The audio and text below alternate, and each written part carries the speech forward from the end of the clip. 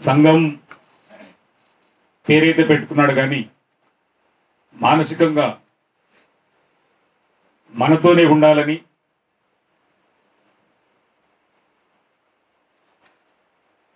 మనమే సమాజానికి ఒక దిక్సూసిగా మారాలని చెప్పని బలంగా ఆశించి ఎంఆర్పిఎస్ ఉద్యమం ఆవిర్భావం అప్పుడే ఎంఆర్పిఎస్ ఉద్యమం పుట్టింది. ఈదుమూడే అది పుణ్యక్షేత్రంగా పరిడేబెల్లాలని వర్ధిల్లాలని చెప్పని కోరుకున్నటువంటి తమ్ముడు జిల్లా వెంకట గారికి, అదేవిధంగా శ్రీరామ్కు, పెద్దల దాసరి నాగేశ్వరరావు గారు, వేదిక మీద రాకున్న కిందున్న విజయ్, వైఎస్ రాజన్న, అదేవిధంగా చాలా మంది ఇప్పుడు అన్న మాట్లాడే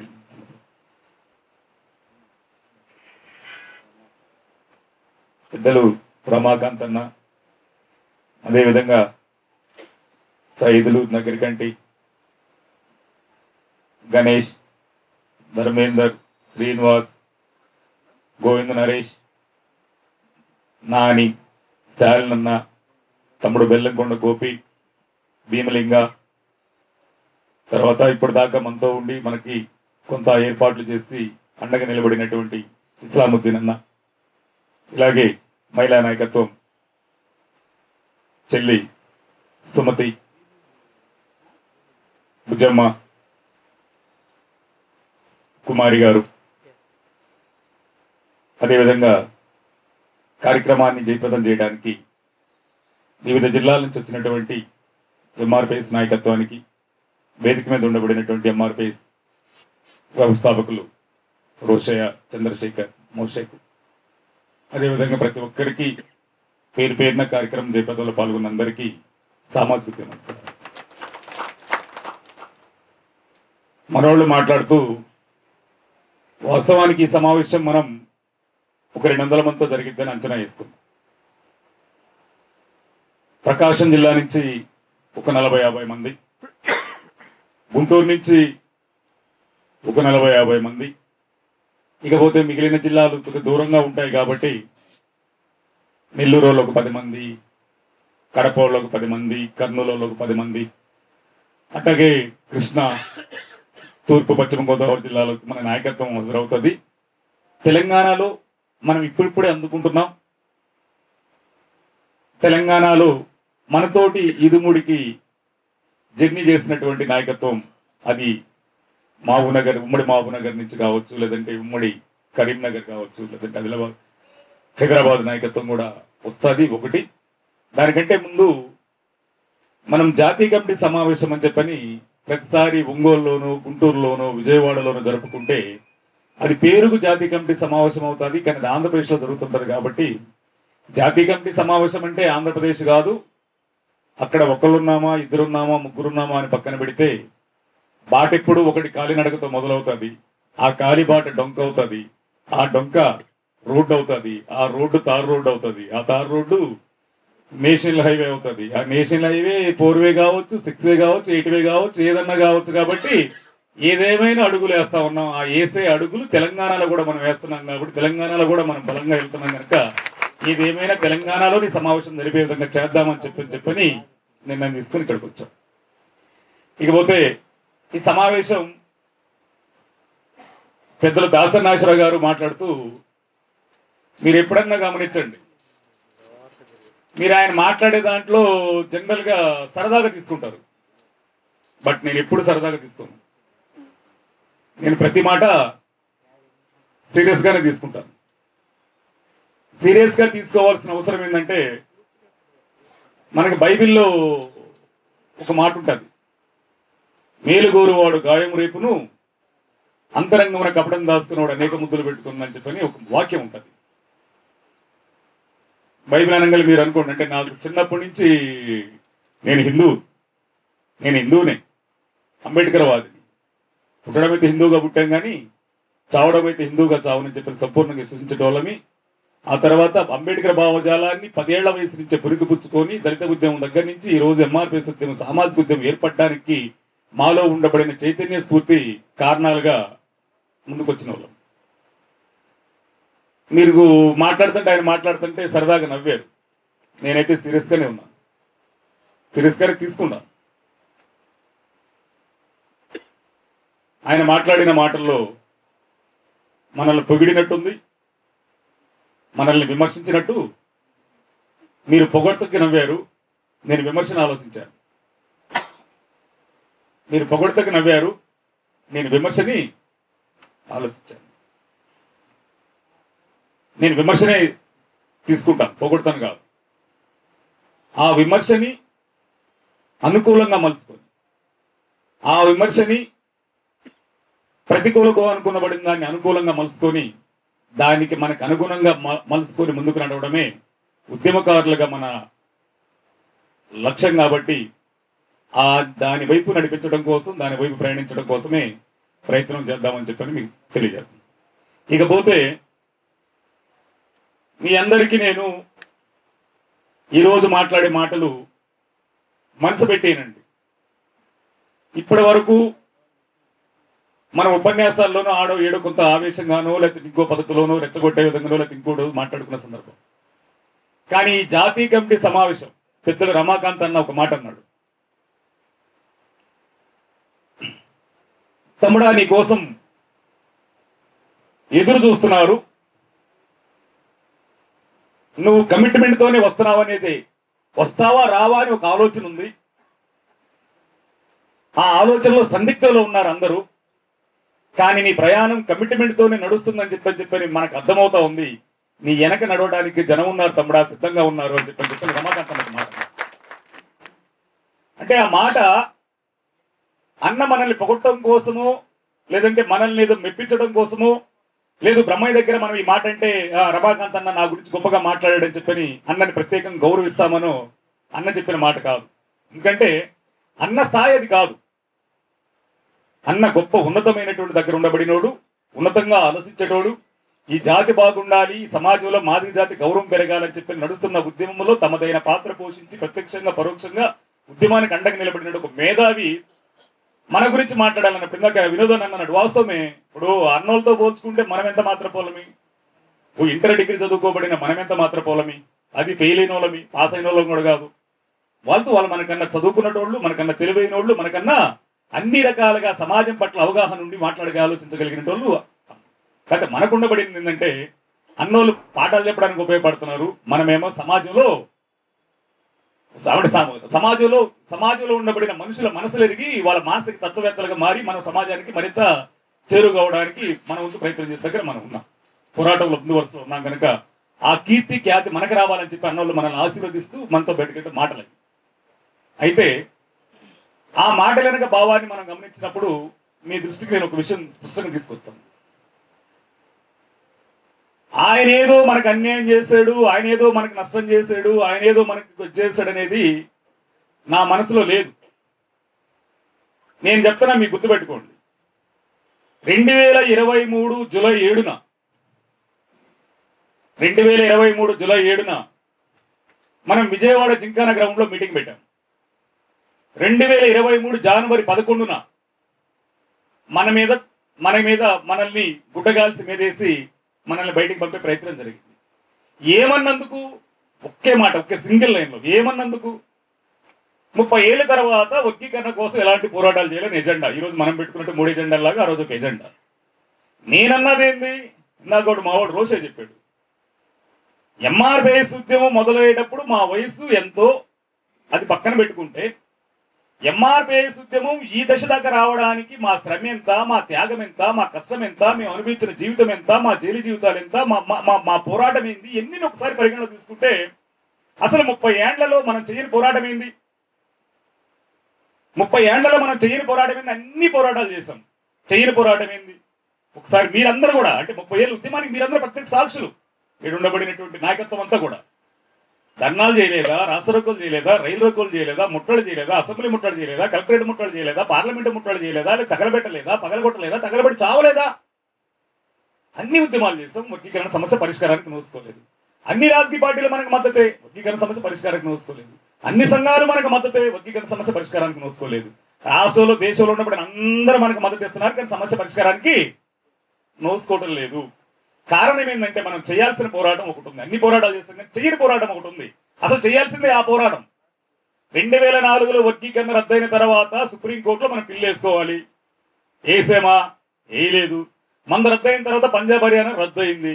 సరే, వాళ్ళు అంటే అక్కడ వర్గీకరణ వ్యతిరేకులు వాళ్ళని రద్దు చేయించుకునే ప్రయత్నం చేశారు. సుప్రీంకోర్టు తీర్పు కనుక కూడా హైకోర్టు అక్కడ తీర్పు ఇచ్చింది, రద్దు అయింది. వాళ్ళు హైకోర్టు నుంచి మన సుప్రీంకోర్టుకు వచ్చారు. ఈ రోజుకి మనం గుర్తుపెట్టుకోవాలి, ఈ రోజుకి సుప్రీంకోర్టులో వర్గీకరణ అంశం బతికుంది అంటే దానికి కారణం ఎవరన్నా ఉన్నారనుకుంటే ఇక్కడ ఉద్యమం నడుపుతున్నటువంటి నాయకులమైన మనం కాదు, పంజాబ్ ప్రభుత్వం మాత్రమే ఆ రోజు ఆ సమస్యను బతికిచ్చింది. ఈ రోజు వర్గీకరణ ఉద్యమం లైవ్ లో ఉండడానికి కారణం పంజాబ్ వాళ్ళు, మనం కాదు. వాళ్ళు చేస్తున్న న్యాయ పోరాటం ఈ రోజు వర్గీకరణ సమస్య బతకడానికి కారణమైంది. 2004 నుంచి 2020 వరకు మనం నడిపిన పోరాటాలు ఒకసారి చూసి ఇందాక చెప్పాను, అస్తిత్వ ఉద్యమాలే నడిపేం తప్పనిచ్చి మనం ఎక్కడ కూడా వర్గీకరణ లక్ష్య సాధన కోసం నడిపిన పోరాటాలు మమా అనిపించాం. వర్గీకరణ అనే పదం అనకపోతే జనం మన వెనక రారు, వర్గీకరణ అనే పదం అనకపోతే మాదిగలు మనతో ఉండరు. ఆ వర్గీకరణ అనే పదాన్ని, వర్గీకరణ అనే భావజాలాన్ని ప్రజల మనసులోకి అంత బలంగా మనం తీసుకెళ్ళాం గనక ఆ వర్గీకరణ అని అనకపోతే మావాడు నిన్న మా రోషయ్య కూడా రాత్రి గొడవ పడ్డాడు. వర్గీకరణ అనలేదు కదా అని మన మద్దతు దగ్గర వర్గీకరణ, అసలు ఆ వర్గీకరణ అనే దాని చుట్టూ మనం మాదిగల మెదడులు అక్కడ లాక్ చేసి, ఏదో సినిమాలో కొండవీడి దొంగ సినిమా ఉంటది చిరంజీవి, అందులో అమరేష్ పురి ఆపురుగా కథాపురా అని చెప్పని మీరందరూ వాడి మీదకి వెళ్తున్నారు, వాడిని కొడుతున్నారు, చంపుతున్నారు అనగా జనం అందరూ పోయి కొడుతుంటారు. అంటే మానసికంగా ఆ విధంగా సైకలాజికల్ గా ఫీడ్ చేసి వర్గీకరణ లేకపోతే అనే దగ్గర అయిపోయింది. సరే, దాంతో నేను మాట్లాడింది, ఇన్ని చేసామన్నా కాలేదు, మరి వర్గీకరణ సమస్య పరిష్కారం అయ్యిద్దో కాదో నమ్మకం లేదు. ఎందుకు ఈ రోజు మన వైపు మేధావులు లేరు? ఎందుకు ఈ రోజు మనకు ఎంపీలు లేకుండా పోయారు? ఎందుకు రాజకీయ నాయకులు లేకుండా పోయారు? మన వైపు మాట్లాడడానికి వాళ్ళు రాకుండా పోవడానికి గల కారణం ఏంది? వాళ్ళు మనల్ని నమ్మటం లేదా? మనం వాళ్ళని నమ్మటం లేదా? సమస్య పరిష్కారానికి సుప్రీంకోర్టులో మనం ప్రయత్నం చేయలేదు, పార్లమెంటులో చేసిన మమా అనిపిస్తున్నాం, జరగటం లేదు. కానీ పార్లమెంటులో సుప్రీంకోర్టులో సమస్య పరిష్కారం కావాలంటే ల్యాబింగ్ చేయాలన్నా అని అడిగాను. నేను అన్నమాటదే కదా, ల్యాబింగ్ చేయాలన్నా అన్న. ఆ ల్యాబింగ్ కూడా ఎందుకు? మాలలను చూద్దాం, ఎక్కడన్నా వర్గీకరణ కోసం 1,00,000 మంది మీటింగ్ పెట్టి అడ్డుకుంటామని చెప్పి ఎక్కడన్నా అన్నారా? నాకు తెలిసి పివి రావు గారు మాలమానాడు అధ్యక్షుడైనప్పుడు 96లో జరుగుతుంది, 97లో జరుగుతుంది. 97లో మనకు వర్గీకరణ సంబంధించిన జీవో ఇచ్చిన తర్వాత అమలు అవుతున్నప్పుడు దాన్ని అడ్డుకుంటామని చెప్పని ఆయన సెలవు సెక్రటరీ పిలిపిస్తాడు. అక్కడ మాలలందరూ వస్తారు, చంద్రబాబు నాయుడు గవర్నమెంట్ వాళ్ళ మీద లాఠీ చార్జ్ చేస్తుంది, గుర్రాలు దొక్కేస్తారు, ఒకరిద్దరు చనిపోతారు. ఆ ఉద్యమం తప్పనిచ్చే ఇక మాలలు ఎక్కడ రోడ్డు మీదకి వచ్చి 10,000 మందితోనో లేదా 10,100 మందితోనో 1,00,000 మందితోనో మీటింగ్ పెట్టి అడ్డుకుంటామన్న చరిత్ర లేదు. మనం మాత్రం ప్రతి 5 ఏళ్లకి రాజకీయాల కోసమో లేదా దీనికోసమో దానికోసమో 1,00,000 మందిని కూడగట్టి వర్గీకరణ అనే పేరు మీద మనం ఉద్యమాలు చేస్తున్నాం, అన్ని సంఘాలని అన్ని రాజకీయ పార్టీలు పిలుస్తుంటాం వేదికలకి, కానీ సమస్య పరిష్కారం కాదు. కానీ మాలలు ఏం చేశారు? నేను చెప్పాను ఆ వేదిక మీద, ఇప్పుడే చెప్తున్నా అన్నా, మనం చేయాల్సిన సమస్య అంటే కడుపులో నిప్పు పడుతుంటే కాలు కట్టు కడుతున్నాం, కడుపు నొప్పి అని చెప్పని మన సమస్య ఉంటే కాలుకి కట్టు కడుతున్నాం. వర్గీకరణ సమస్య సుప్రీంకోర్టులో ఉంది, వర్గీకరణ సమస్య పరిష్కారం పార్లమెంటులో ఉంది. ఒకవేళ 340 ఆర్టికల్ సవరించాలనుకుంటే పార్లమెంటులో ఉంది. లేదు సుప్రీంకోర్టు ఈ రోజు నడుస్తుంది కాబట్టి 2020లో సుప్రీంకోర్టు ఆగస్టు 27వ తారీఖున అరుణ్ మిశ్రా గారికి ఆర్డర్ వచ్చింది కదా, 2004 తీర్పును పునఃసమీక్షించండి అని చెప్పి మళ్ళీ బతికించింది కాబట్టి మన పార్లమెంట్లో సుప్రీంకోర్టులో ఇంప్లిమెంట్ కావాల్సిన అవసరం ఉందన్న అని చెప్తూ మాలలు ఎక్కడ చేయటం లేదన్నా. మాలలు సమస్యను అడ్డుకుంటుంది, ల్యాబింగ్ ద్వారా అడ్డుకుంటున్నారు. దానికి నీట్గా మనమేమో జెండాలు పట్టుకొని రోడ్డు మీద సాధిస్తామని తిరుగుతున్నామన్నా, వాళ్ళు మాత్రం రోడ్డు మీదకి రాకుండా నీట్గా టక్ వేసుకొని, టై కట్టుకొని, కోట్ వేసుకొని, సూట్ వేసుకొని, బూట్ వేసుకొని, ఫైలు పట్టుకొని ఫ్లైట్ ఎక్కి ఢిల్లీకి వెళ్ళి సమస్య ఎక్కడున్నాడు ఎవరిని కలవాలో వాడిని కలిసి సమస్యను ఆపుతున్నాడన్నా. అది సామాజిక న్యాయ శాఖ మంత్రి దగ్గర ఆపుతున్నాడా లేదా రక్షణ శాఖ దగ్గర ఆపుతున్నాడా? ఎక్కడ ఫైల్ ఉంటే అక్కడికి వెళ్తే ఆపే ప్రయత్నం వాడు చేస్తున్నాడు. మనం మాత్రం రోడ్ల మీద జెండాలు పట్టుకొని తిరుగుతున్నామన్నా. మనం కూడా ల్యాబింగ్ చేయాలన్నా అని చెప్పడంతో పాటు ఉదాహరణ కూడా చెప్పాను అన్న. అంత పెద్ద మహాభారత యుద్ధంలో కూడా పాండవులు 5, కౌరవులు 100 మంది, పాండవులు 5, కౌరవులు 100 మంది, 5గురిలో కూడా యుద్ధం చేసే వాళ్ళు ఇద్దరేనన్నా. భీముడు, అర్జునుడు, మిగిలిన 3 యుద్ధం చేసేటోళ్ళు కాదు. భీముడు కూడా ఒక యుద్ధం తప్పితే 2వ యుద్ధం రాదు. కానీ మహాభారతంలో పాండవుల పక్ష యుద్ధం అంతా కూడా అర్జునుడి మీద ఆధారపడి ఉంటుందన్నా. కానీ పాండవులే గెలుస్తారు, 100 మంది గెలవరు. 100 మంది ఉండబడిన కౌరవులు ఎవరు? కురువంశానికి మూల పురుషుడైన భీష్ముడు ఉంటాడు, కౌరవ పాండవులు విలువిద్యలు అయిపోయిన ద్రోణుడు ఉంటాడు, కర్ణుడు ఉంటాడు, అశ్వత్థామ ఉంటాడు, దుర్యోధనుడు ఉంటాడు. అతిరథ మహారథులందరూ కౌరవుల పక్షాన ఉంటారు. కానీ కౌరవులు ఓడిపోతారు, పాండవులు గెలుస్తారు. దానికి కారణం ఏంటంటే పాండవుల పక్షాన ఒకళ్ళతో తీసుకోబడినటువంటి శ్రీకృష్ణుడు నడిపినటువంటి ల్యాబింగే మహాభారత యుద్ధంలో పాండవులు గెలవడానికి కారణం అన్నా అని చెప్పి నేను ఉదాహరణ. అది వాస్తవం కదా. భీష్ముడి చేతిలో ఆయుధం ఉండగా ఆయన తట్టుకునే శక్తి ఎవడికి లేదు. కానీ ఆయన దగ్గర పోయి అడిగిస్తాడు, తాత నువ్వు నీ ఎట్ట చస్తావని. ఆయుధం కింద పడేస్తే చస్తానయ్యా. ఆయుధం ఎట్టు కింద పడేస్తావు తాత అంటే, నాకు అడ్డిగాను అంటే ఇజ్రాయల్ అంటే ఇజ్రాయల్ ఇప్పుడు ఇజ్రాయల్ అంటాం కదా అన్నట్టు కొంచెం చూస్తే పడేస్తాను. అప్పుడు వాడు ఎక్కడో ఉంటే వాడిని తీసుకొచ్చి అక్కడ నిలబెట్టి అశోక భీష్ముడి ముందు నిలబెడితే వాడిని చూసి హే ఇచ్చి అని చెప్పని ఆయన అస్త్ర కింద పడితే కొట్టి చంపని చెప్పి కొట్టి చంపేస్తాడు కృష్ణుడు. అబద్ధం ఆడిచ్చి ద్రోణుడు దృష్టి మరలిచ్చి ద్రోణుడు చంపుతారు. జన్మరాశి అని చెప్పి శల్య సారథ్యం చేయించి కర్ణుడు రథం దిగిన వేళ కర్ణుడు చంపిస్తారు. అవమాన భారంతో మిత్రుడు పోయిన బాధతో దాక్కోబడినటువంటి దుర్యోధనుడు కూడా బయటికి పిలిపించి చంపిస్తాడు కృష్ణుడు. అంటే కౌరవుల పక్షాన న్యాయం ఉందా అన్యాయం ఉంటే పక్కన పెడితే, కానీ పాండవులు చేసినటువంటి ల్యాబింగ్ అది అధర్మమే, ధర్మం అయితే కాదు. కానీ ఆ అధర్మ యుద్ధంలో కూడా పాండవులు గెలవడానికి పాండవులు చేసిన ల్యాబింగే కారణం. మరి మన తరపున ల్యాబింగ్ చేసేవాళ్ళు ఎవరు? ఎందుకు వినోదాన్ని నమ్మకూడదు అన్నా? నువ్వు పోయి కొద్దిగా మాట్లాడరా అన్నా, అక్కడ పోయి మన సుప్రీంకోర్టులో లాయర్తో మాట్లాడరా అన్నా. నువ్వు లా దీనికి డీన్వి, నువ్వు లాయర్లకి చదువు చెప్పేటోడు కదా. లాయర్లకి చదువు చెప్పేటానికి ఎంత కొంత అది ఉంటుంది కదా. సరే పోయిరా అన్న, 341 సాధ్యమా కాదా, లేదు నువ్వు 331 371 సాధ్యమా కాదా, ఏదో ఒకటి ఆలోచించండి అన్న మార్గం అని చెప్పారు. ఆయన ఎందుకు నమ్మద్దు? రమాకాంతాన్ని ఎందుకు నమ్మకూడదు? లేదు ఎంపీని ఎందుకు నమ్మకూడదు? ఒక ఎంపీ లేడు, రాజ్యసభ లేదు, ఎమ్మెల్యే లేదు, ఇంకోటి ఏమీ లేకుండా మనల్ని మభ్య పెడుతున్న దగ్గర మాట్లాడుతూ నా తమ్ముడు వెంకట అన్నాడు. నేను అడిగింది ఇంకోటి, నాకు ఎంఆర్పిఎస్ అంటే ప్రాణం. నాకు ఎంఆర్పిఎస్ అంటే ప్రాణం. అది నా ఊర్లో పుట్టిందనేది దానికంటే కూడా, నా ఊర్లో పుట్టిందనే దానికంటే కూడా ఆ ఉద్యమ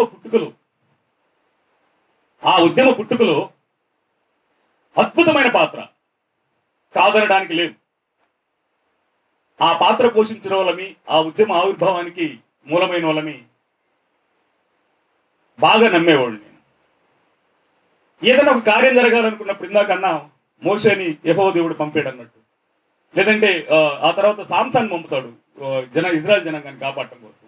వాళ్ళిద్దరు ఫెయిల్ అయిన తర్వాత జీసస్ క్రైస్ట్ వస్తాడు. అట్లాగే మాదిగలకి మేలు జరగడం కోసం నిజమేనేమో, అరే వరంగల్లో పుట్టిన ఆయన ప్రకాశానికి వచ్చాడు, ప్రకాశంలో పుట్టిన ఆయన ఈదుముడికి వచ్చాడు, ఆ ఈదుముడిలో ఉద్యమం ఏర్పడింది, మాదిగలకి గౌరవం పెరుగుతుందని చెప్పని మా ఏలుతో మా కళ్ళు పొడిపిస్తున్నా. నాకు మా వాడు రోషయ్య చెప్తూ ఒక లైన్ కట్ చేశాడు. మేధావి కృపాకరు పాత్ర చెప్పింది మేమే. అది నేను, మాణిక్యరావు, కనకరావు, భిక్షాలు. మా జిల్లా ఓడు మా ఏళ్ళతో మా కళ్ళు మేము పొడుస్తున్నాం. దానికన్నా ముందు మన్న ఉంటాడు విజయకుమార్ అని ఈదుమూడిలో, ఆయన దగ్గరికే వచ్చేవాడు. ఆ విజయకుమార్ పాత్రని ఆయన మా కనకరావుని అడ్డమిడి చంపిస్తాడు, కృపాకర్ పాత్రని మమ్మల్ని అడ్డమిడి చంపిస్తాడు. ఆ తర్వాత కనకరావుని మాణిక్యరావు అందరూ పోయిన తర్వాత నేను. సరే మేము కూడా చేసిందంటే ఆయన షేక్ హ్యాండ్ ఇచ్చి చెయ్యి గిల్లి కన్ను కొడుతుంటే ఆయన కన్నింగ్ నేచర్ అర్థం చేసుకోలేక మా ఏళ్ళతో మేము కన్ను పొడుస్తున్నాం. అది ఆయన తప్పు కాదు, ఆయన నమ్మడం అనేది మేము చేసిన తప్పు, అది మాకే వర్తిస్తుంది. కానీ ఈ పరిణామాల క్రమంలో ఆ ఎంఆర్పిఎస్ మీద అది ఇక్కడ పుట్టింది అనేది ఒకటి. తర్వాత నేను మా వాళ్ళు కూడా ఇప్పటికీ చెప్తుంటాను, ఊరి గౌరవం రా ఉద్యమ గౌరవం. ఆ ఊరి గౌరవాన్ని కాపాడుకోవడం కోసం ఈరోజు సరే బ్రహ్మయ్య తప్పు చేశాడు, నేను ఇప్పుడు చెప్పాను, నేను చాలాసార్లు చెప్పాను. బ్రహ్మయ్య తప్పు చేస్తే బ్రహ్మయ్యని వ్యక్తిగతంగా బ్రహ్మయ్య పాత్రను చంపు, లేదా బ్రహ్మయ్య చరిత్రను చంపండి. కానీ ఊరేం చేసింది? కానీ నేను మంచోడిని కాదు, నా ప్లేస్లో మా రోషయ్య రావచ్చు, లేదా నా ప్లేస్లో గరటే రావచ్చు, లేదా మా ఫౌండర్స్లో ఉండబడిన 20 మందిలో చంద్రశేఖరో, నాగేశ్వరరావు, లేదా మోషనో, ఇంకొకడు ఎవడో రావచ్చు. కానీ అసలు ఇదుమూడే రక్షణ కవచమా అంటూ మా పాత్రలు చంపే కుట్ర జరుగుతున్నప్పుడు ఆ గడ్డ మీద పుట్టిన బిడ్డలంగా మా ఉనికిని చాటుకోవాలని ప్రయత్నం చేసిన దగ్గర ముందు వరుసలో ఉన్న మీద తప్ప నుంచి కూడదు. అయితే ఆ ఇష్టంతో నేను ఒక మాట అడుగుతా అన్నని, అన్నా నన్ను ఎంఆర్పిఎస్ నువ్వు ఫస్ట్ కన్వీనర్వి, ఆ తర్వాత నువ్వు అధ్యక్షుడివి, ఆ తర్వాత కనకరావు అధ్యక్షుడు అయిన తర్వాత వ్యవస్థాపక అధ్యక్షుడు అయ్యావు. ఇప్పుడు మనం ఏదో పార్టీ అంటున్నావు, మహాజన సోషలిస్ట్ పార్టీ అంటున్నావు, ఆ పార్టీకి మమ్మల్ని ఏదో నాయకులు చేస్తాను అంటున్నావు. ఒకవేళ మమ్మల్ని అంటే నాయకులు చేస్తే నాకు ఎంఆర్పిఎస్ అనేది అది ఇబ్బంది పోయిద్దేమన్న భయంతో నన్ను కూడా అంటే 32 సంవత్సరాలు మీతో జర్నీ చేశానన్నా. నేను చందు అంతే కదా, మనం ఇంటర్ చదివేటప్పటి నుంచి ఆయనతో ఉన్నాను అంటే దాదాపు 32-33 సంవత్సరాలు మీతో జర్నీ ఉందన్నా. అంటే మేము కూడా ఉన్నాం కాబట్టి మన స్నేహాన్ని గౌరవించైనా లేదా నా ఊరిని గౌరవించైనా ఎంఆర్పిఎస్ వ్యవస్థాపక కార్యదర్శిగా నన్ను కూడా గుర్తించన్నా అని చిన్న అప్పీల్ చేశాను. ఇది నేను చేసిన తప్పు. సరే, దానికి ఆయన నిర్ణయం తీసుకున్నాడు, ఏదో చెప్పాడు, అయింది. అప్పటికన్నా నా మీద మీరు చేసిన ఆరోపణలు ఏ ఒక్కటి నిరూపించినా ఇప్పటికి సవాల్ చేస్తున్నా, ఏ ఒక్కటి నా మీద చేసిన ఆరోపణలు నిరూపించినా నువ్వు ఎక్కడికి వచ్చి గొంతు కోసం చదవడం, ఎక్కడికి వచ్చి గొంతు కోసం వస్తా. దానిలో మారు మాట లేదు, చేసినది కూడా వెనక తీసుకోండి. కానీ ఆ ప్రేమతో ఎంఆర్పిఎస్ ఉద్యమాన్ని బతికించుకునే ప్రయత్నం మనం చేసిన క్రమంలో మనం ముందుకెళ్తున్నాం అన్న విషయం. అదే క్రమంలో జూలై 7 జరిగిన ఆ కార్యక్రమంలో నేను మీకు మాట చెప్పాను, నాకెవరి మీద వ్యక్తిగత ద్వేషం లేదు, మందకృష్ణ మాదిగ గారి మీద అసలు లేదు, ఉంటే ప్రేమే ఉంది, అప్పటి నుంచి ద్వేషమే లేదు. కానీ విధానపరమైన నిర్ణయాల దగ్గర మాత్రం వ్యతిరేకించాల్సిన అవసరం ఉంది, విధానపరమైన నిర్ణయాల దగ్గర మాత్రం నిలదీయాల్సిన అవసరం ఉంది, విధానపరమైన అంశాల దగ్గర మాత్రం ప్రశ్నించాల్సిన అవసరం ఉంది అని సంపూర్ణంగా నమ్మిన వాళ్ళంగా 30 సంవత్సరాలు జీవితాన్ని పనంగా పెట్టి ఉద్యమే ఊపిరిగా బతికిన ఉద్యమకారులంగా ఈ రోజు నేను జీర్ణించుకోలేనిది ఒకే ఒకటి ఉంది.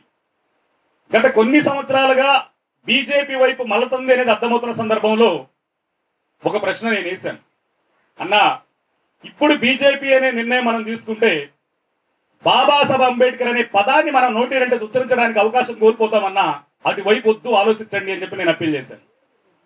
వినండి, ఈ రోజు బీజేపీ అనేటువంటి ఒక మాట, చిన్న సమస్య, మన సమస్యను పరిష్కరించుకోవడం కోసం సమాజంలో ఉండబడిన 99 మందికి నష్టాన్ని కలిగించే ప్రయత్నం మనం చేయొద్దు అనే దగ్గర మా మధ్య ఇంటర్నల్ చర్చలు జరిగిన సందర్భం.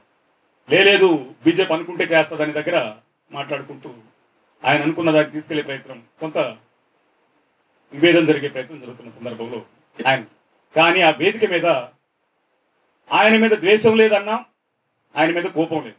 కానీ ఎందుకు మనం ఈ నిర్ణయం తీసుకున్నాం అంటే ఒక్కడ మాత్రం గుర్తుపెట్టుకోండి, ఎస్సీ వర్గీకరణ జరగాల్సిందే, ఎస్సీ వర్గీకరణ జరగాల్సిందే.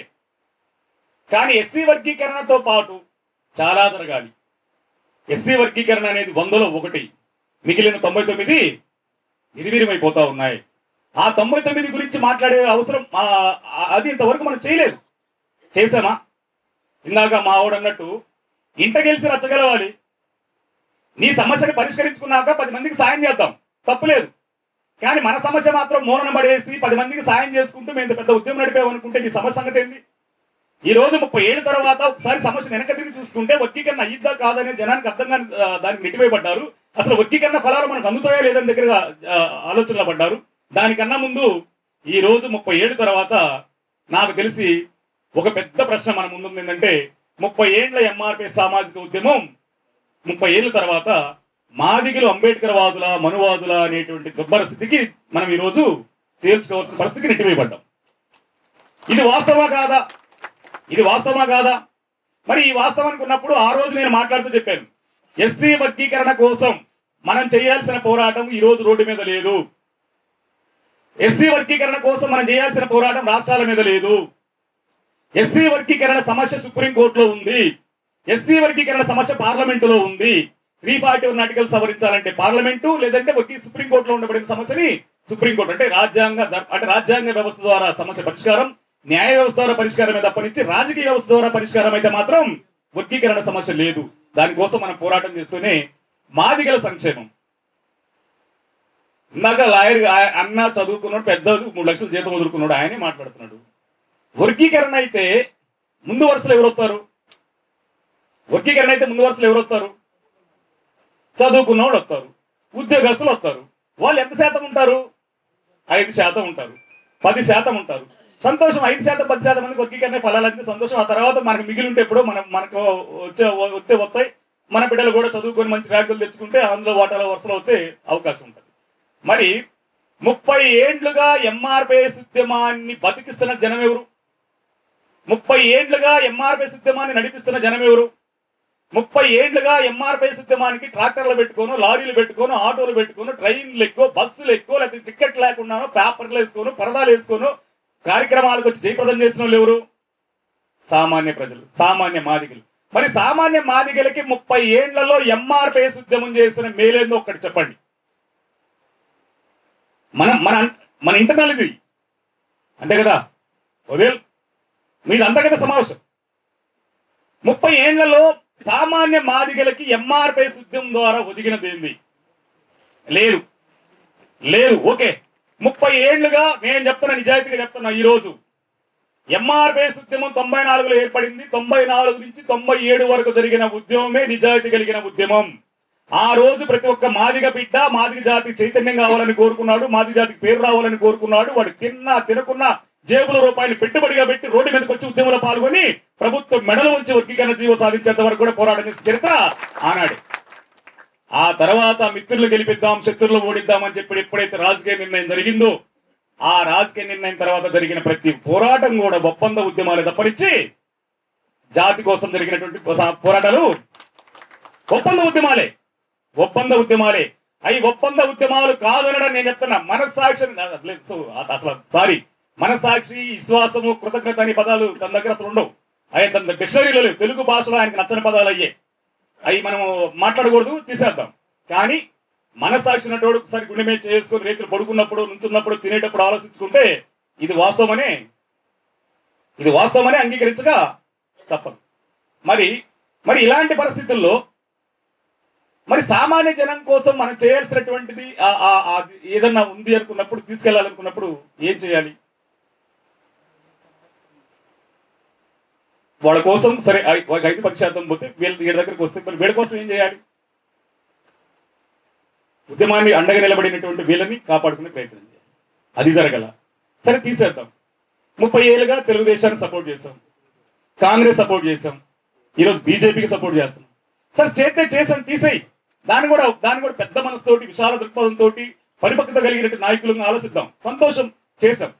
చేసినప్పుడు ఎంఆర్పిఎస్ నాయకత్వాన్ని కదా మనం పార్లమెంట్కి పంపాలి, ఎంఆర్పిఎస్ నాయకత్వాన్ని కదా మనం అసెంబ్లీకి పంపాలి, ఎంఆర్పిఎస్ నాయకత్వాన్ని కదా మనం శాసన మండలికి పంపాలి, ఎంఆర్పిఎస్ నాయకత్వాన్ని కదా రాజ్యసభకు పంపాలి. మరి రాజ్యసభకి అవకాశాలు వచ్చినా లేదా ఇంకోటి వచ్చినా నాకు ఏదో అంటే బాగానే ఉండే. ఆ అవకాశాలన్నీ మాలలు అందుకోనేమో వర్గీకరణ అడ్డుకునే ప్రయత్నాలు వాళ్ళు చేస్తున్నాయి. అవకాశాలు నాకు వద్దు, నా కాలిగొడితో సమానం అని చెప్పని వర్గీకరణ అడ్డుకునే ప్రయత్నం కూడా మనం చేస్తుంటాం. సరే జరిగినాయా? లేదు. 97లో అవకాశం వచ్చింది. సుకుర్ కుమార్కి ఎందుకు? కృపాకర్కి వచ్చు కదా అన్నాడు. లేదు 2004లో ఎమ్మెల్సీ వచ్చింది. రాజేశ్వరరావుకి ఎందుకు? కనకరావుకి వచ్చు కదా. లేదు మన మాణిక్యరావుకి వచ్చు కదా. మొన్న 2009 14 ఎమ్మెల్యే టికెట్లు ఇస్తానన్నాడు చంద్రబాబు నాయుడు. ఎంఆర్పిఎస్ వాళ్ళకి 14 మందికి ఇస్తానన్నాడు. ఎందుకు ఎంఆర్పిఎస్ వాళ్ళు పంపలేదు? వాళ్ళు ఎవరు వద్దు, నేను ఒక్కడే పోటీ చేస్తానని చెప్పి మధురకు పోయి పోటీ చేస్తారు. అంటే 14 మంది మాదిగోలు ఎంఆర్పిఎస్ నాయకులు, కార్యకర్తలు, ఎమ్మెల్యేలు అయిపోతే నా మాట వింటారా? కాబట్టి వినరు. కాబట్టి వాళ్ళు ఊరు కావడానికి లేదు, నేను ఒక్కడిని ఉంటే చాలు, నా ఒక్కడి ద్వారా కావాలని చెప్పని ఆయన ఒక్కడి చుట్టూ తిప్పుకునే ప్రయత్నం జరిగింది. మరి 30 ఏళ్లలో ఎవడో ఒకడు నాలాంటోడు, కొద్ది నోరు కలిగినోడు, నాయకుడు అన్నటోడు కొద్ది బాగపోతున్నాడు అనుకుందాం, మరి మా వైఎస్ రాజన్న సంగతి ఏంది? ఎగ్జాంపుల్ చెప్తున్నా. వైఎస్ రాజన్న సంగతి ఏంది? బెల్లంకొండ గోపి సంగతి ఏంది? కల్లగడ్డ రమేష్ సంగతి ఏంది? అంటే ఎంఆర్పిఎస్ ఉద్యమంలో పనిచేసిన సీనియర్ నాయకుల కుటుంబాలందరినీ ఒకసారి చూడండి. ఎవడన్నా కడుపు నిండా కూడు తింటున్నాడు, మంచి ఇంట్లో ఉంటున్నాడంటే ఇక్కడ అవకాశం లేదు. మరి 30 ఏళ్ళు తెలుగుదేశానికి మద్దతు ఇచ్చాం.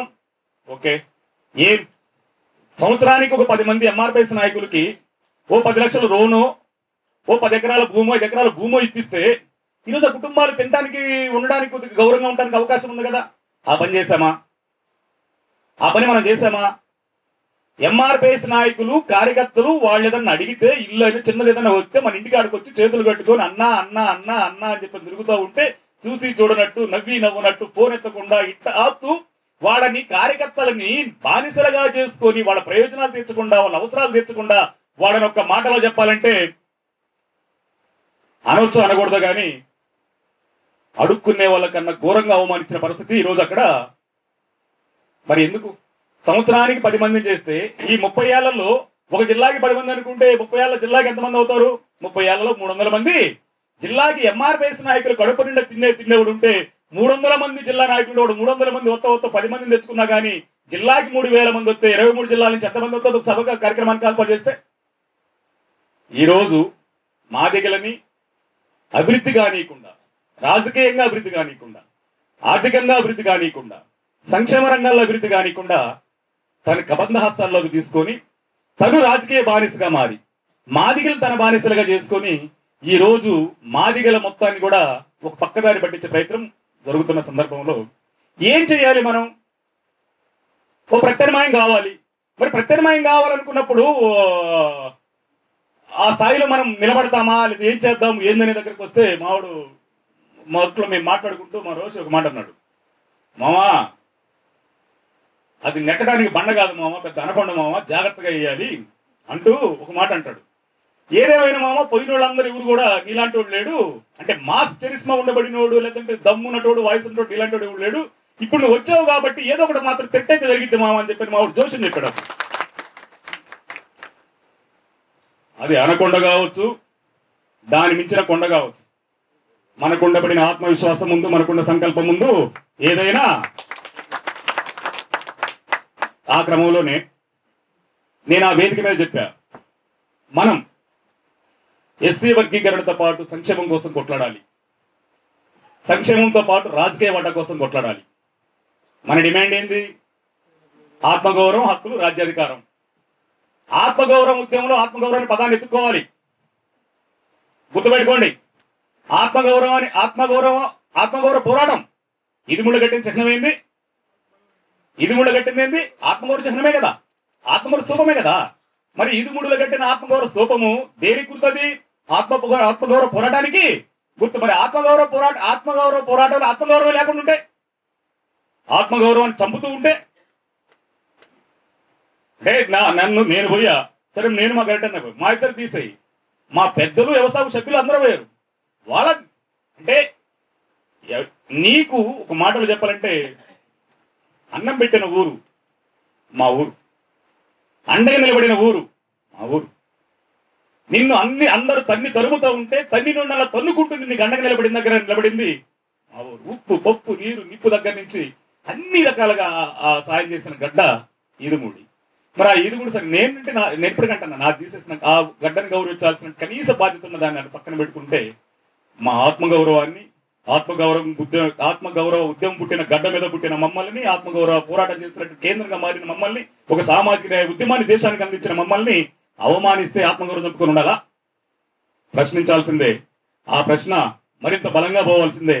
ఆని ఎంత మేరకు ఎంత దూరం తీసుకెళ్లాలి అంత దూరం తీసుకెళ్దాం. అది ఒంటిలో ఊపిరినంత వరకు ఆ కొట్లాడదామని చెప్పని ఆ ప్రయత్నం చేసే క్రమంలో వర్గీకరణ, సంక్షేమం, రాజకీయ వాట మనం అందుకోలేకపోతే ఏమవుతాం? ఈరోజు తెలంగాణలో మాదిగోళ్ళు ఒక్కళ్ళు లేకుండా పోయాం. తెలంగాణలో మాదిగలు ఒక్కళ్ళు లేకుండా పోయాం. దానికి కారణం ఎవరు? విశ్లేషణ చేయండి. ఇప్పుడు ఇక్కడ గుర్తుపెట్టుకోండి, అందరమీ ఆలోచించగలిగిన వాళ్ళమే, అందరమీ ఎంతో కొంత సామాజిక స్పృహ ఉన్నటోళ్ళమే, అందరమీ ఎంతో కొంత అవగాహన ఉండబడిన వాళ్ళమే. మీ అవగాహన, మీ ఆలోచన, మీ సామాజిక స్పృహ ఎందుకు తెలంగాణలో మాదిగలు ఎవరు లేకుండా పోయారు? ఎందుకు ఆంధ్రప్రదేశ్లో మాదిగలు ఏళ్లలో ఎత్తుకున్న పరిస్థితి వచ్చింది? మనం జూలై 7న మనం పెట్టిన మీటింగ్ లో మనం ఆ రోజు ప్రభుత్వాన్ని డిమాండ్ చేశాం, మాదిగలవి 30 సంవత్సరాల తర్వాత పురోగమించామని ప్రశ్న వేసుకుంటే మాదిగలు 100% తిరోగమనంలో ఉన్నాం, కానీ పురోగమనంలో మనం లేము. గతంలో వర్గీకరణ వచ్చినప్పుడు మన ఉద్యోగాలు ఎన్నో ఇప్పటికి అన్నీ ఉన్నాయి. గతంలో 94 ముందు మన ఎమ్మెల్యేల సంఖ్య 9 మంది అనుకుంటే ఇప్పటికి 8 మందే ఉన్నారు. ఆనాటికి ఈనాటికి పెరిగింది లేదని చెప్పడంతో పాటు మన ప్రభుత్వాన్ని డిమాండ్ చేశాం. నీ దగ్గర సచివాలయ వ్యవస్థ ఉంది, నీ దగ్గర వాలంటీర్ వ్యవస్థ ఉంది, నువ్వు అనుకుంటే ఆరక్షణలో కులాల తీసుకోవచ్చు. ఆంధ్రప్రదేశ్ లో మాదిగలు లేరని చేస్తున్నట్టు కొంతమంది ప్రచారాన్ని నమ్మి నువ్వు ఈ రోజు మమ్మల్ని అవమానించే ప్రయత్నం చేస్తున్నావు. నీ లెక్కలు తెప్పించుకో, మా జనాభా ఎంత తెలుసుకో. నిజంగా మాదిగలు అభివృద్ధి చెందామనుకుంటే మాకేం చేయొద్దు, అభివృద్ధి చెందలేదనుకున్నప్పుడు మాకు అండగా నిలబడాల్సిన అవసరం ఉందని చెప్పడంతో పాటు, రాజకీయంగా మా వాటా మాకు దక్కకపోతే అది ఏ పార్టీ అయినా ఆ పార్టీని కోకటి వేళతో పిగిలిచేద్దాం, ఆంధ్రప్రదేశ్ గడ్డ మీద పుట్టిన మాదిగ బిడ్డలకుందని చెప్పని మనం ఆ వేదిక మీద హెచ్చరించాం. ఫలితంగా ఏమైంది? అప్పటి వరకు అసలు రాజకీయం అనే నిర్ణయమే ఉండదు, రాజకీయ వాటా అనే నిర్ణయమే మాటే మాట్లాడరు, సంక్షేమం అనే మాట ఆయన నోట నుంచి రావడం నేను ఇళ్ళ 30 ఏళ్లలో. కానీ ఎప్పుడైతే మనము వర్గీకరణ, సంక్షేమము, రాజకీయ వాటా అని చెప్పని మనం ఎజెండా పెట్టుకొని, అంటే ఆత్మగౌరవం, హక్కులు, రాజ్యాధికారం అని నువ్వంటే ఆత్మగౌరవ పోరాటంలో ఆత్మగౌరవం లేదు, హక్కులు రాలేదు, రాజ్యాధికారం అనే మాట కనుసూపు మేరలో కనపడకుండా పోయింది. దానికి కారణం మళ్ళీ చెప్తా. కనుక దానిని అటువైపు కాకుండా మన డిమాండ్ వర్గీకరణ, సంక్షేమం, రాజకీయ వాటా ఇవి మాదిగ జాతికి అందాలి. రాజకీయ వాటా అందకపోతే బాబాసాహెబ్ అంబేద్కర్ అంటాడు, ఏ కులానికైతే ఏ వర్గానికైతే విద్యా ఉద్యోగ రాజకీయ రంగాల్లో అవకాశాలు అందుకోదు, ఆ కులం అంతరించిపోతుందని. వాస్తవమే కదా. మనం ఎన్ని కులాలు? 59 కులాలు. మరి 59 కులాల్లో మాలా మాదిగా రెల్లి తప్పితే మిగిలిన 56 కులాలు ఏమైనా ఎందుకు అంతరించిపోయిన కులాలు కనపడకుండా పోవడానికి కారణం ఏంది? ఆ కులాలకి విద్యా ఉద్యోగ అవకాశాల్లో రాజకీయ అవకాశాలు అందలేదు కాబట్టి కులాలు అంతరించిపోయినాయి. మరి మాదిగ జాతిని అంతరించిపోదా చేసుకుందామా? కనుక రాజకీయ వాటా రావాల్సిందని చెప్పి మన డిమాండ్తో ముందుకు వచ్చాం, ముందుకెళ్తా ఉన్నాం. అదే క్రమంలో ఎస్సీ వర్గీకరణ ఉద్యమం నిన్నటి వరకు మనం అక్కడే ఉన్నాం. ఆ నిన్నటి వరకు జరిగిన ప్రతి పోరాటంలో మన భాగస్వామ్యం ఉంది. ఎంఆర్పిఎస్ ఉద్యమం అన్నట్టు ఎంఆర్పిఎస్ ఉద్యమం ఏ ఒక్కడి సొత్తు కాదు.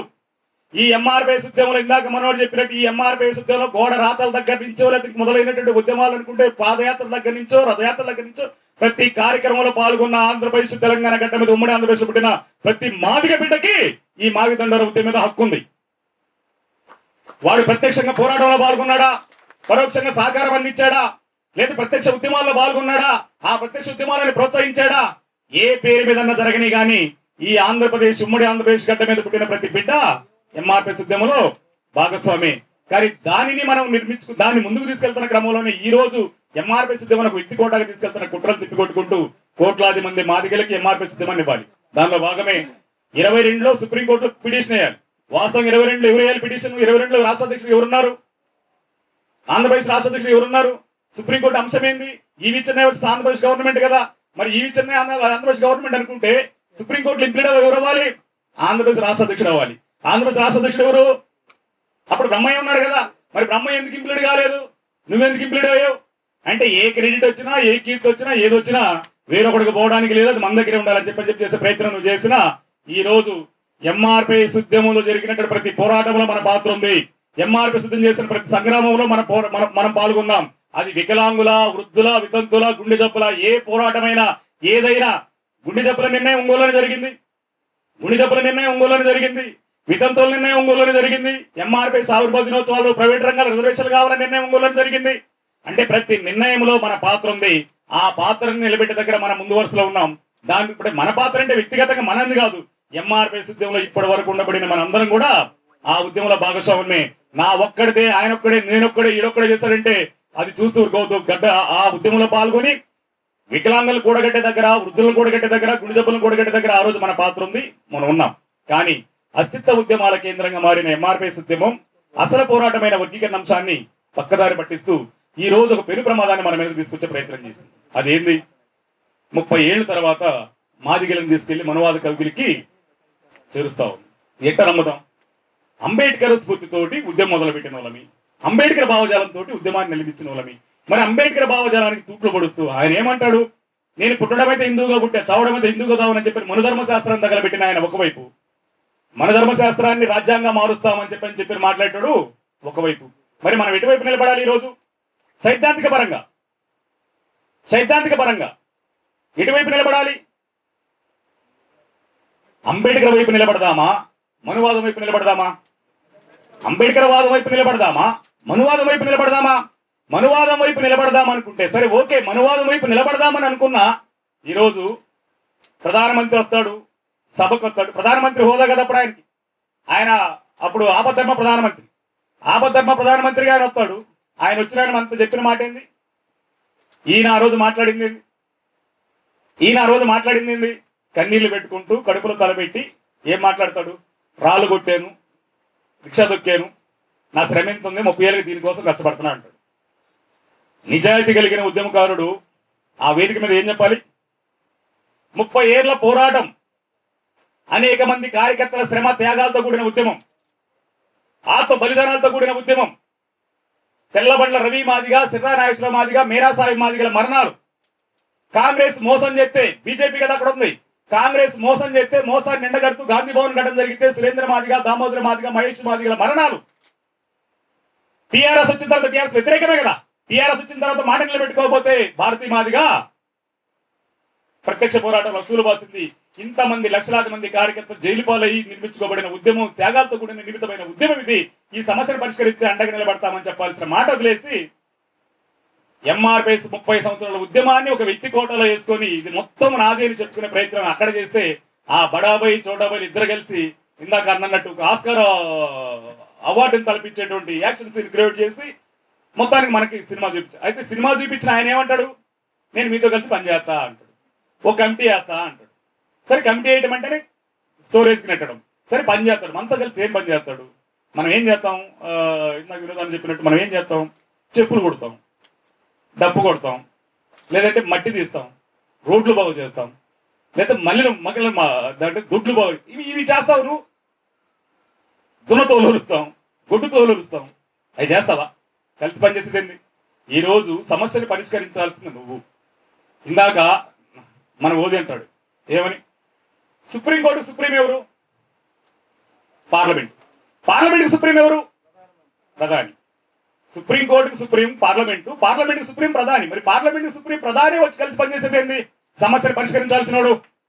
సమస్యను పరిష్కరించాల్సినోడు కలిసి పనిచేస్తానని చెప్పడం అంటే నువ్వు కడుపులో వాటేసుకొని కాళ్ళు పట్టుకుంటున్నావు అంటే మళ్ళా తర్వాత నువ్వు కూడా నో బీఆర్ఎస్ నో కాంగ్రెస్ అని చెప్పని ఓన్లీ బీజేపీ ఓన్లీ మోదీ అని చెప్పని 30 సంవత్సరాల తర్వాత ఎంఆర్పీఎస్ ఒక సామాజిక ఉద్యమాన్ని, సామాజిక నాయకత్వాన్ని మొత్తాన్ని తీసుకెళ్ళి మనువాద కవికి తాకట్టు పెట్టే ప్రయత్నం జరుగుతూ ఉంటే చూస్తూ ఉందామా 30 ఏళ్ల ఉద్యమకారులంగా? లేదు.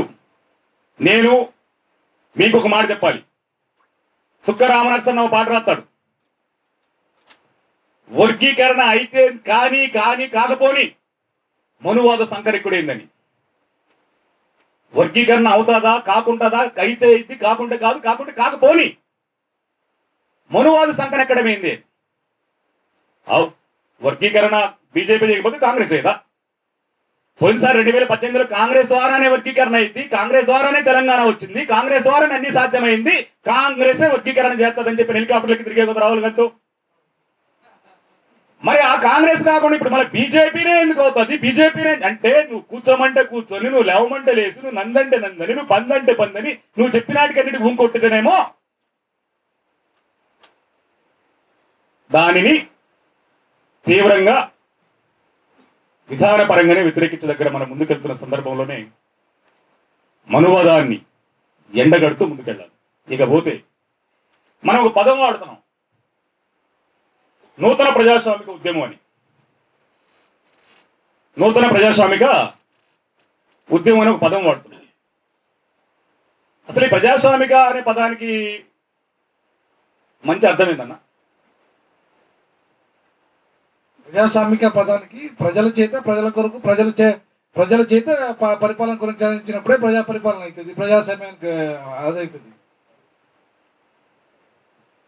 ఓకే, అంటే అక్కడ నియంతృత్వం ఉంది, అక్కడ నిరంకుశత్వం ఉంది, అక్కడ ఏకపక్ష ఆధిపత్య ధోరణి అక్కడ ఉంది. అది మనకొద్దు. మనం ప్రజాస్వామ్యయుతంగా, ప్రజాస్వామ్యబద్ధంగా ఒక నూతన పోరాటాన్ని మనము ముందుకు తీసుకెళ్దామని చెప్పి అనుకుంటున్నాం. ఈ పదాలు మీరు గమనించండి. ఇందాక నాగేశ్వరరావు గారు అన్నట్టు నేను చనువుగా ఉంటానేమో, అందరితో ఆప్యాయంగా ఉంటానేమో, అందరినీ ఆలింగనం చేసుకుంటానేమో, కానీ మీకు తెలియదు ఇంకొక నిజం చెప్తాను, గుర్తుపెట్టుకోండి. నా ఆలోచన ఎప్పుడు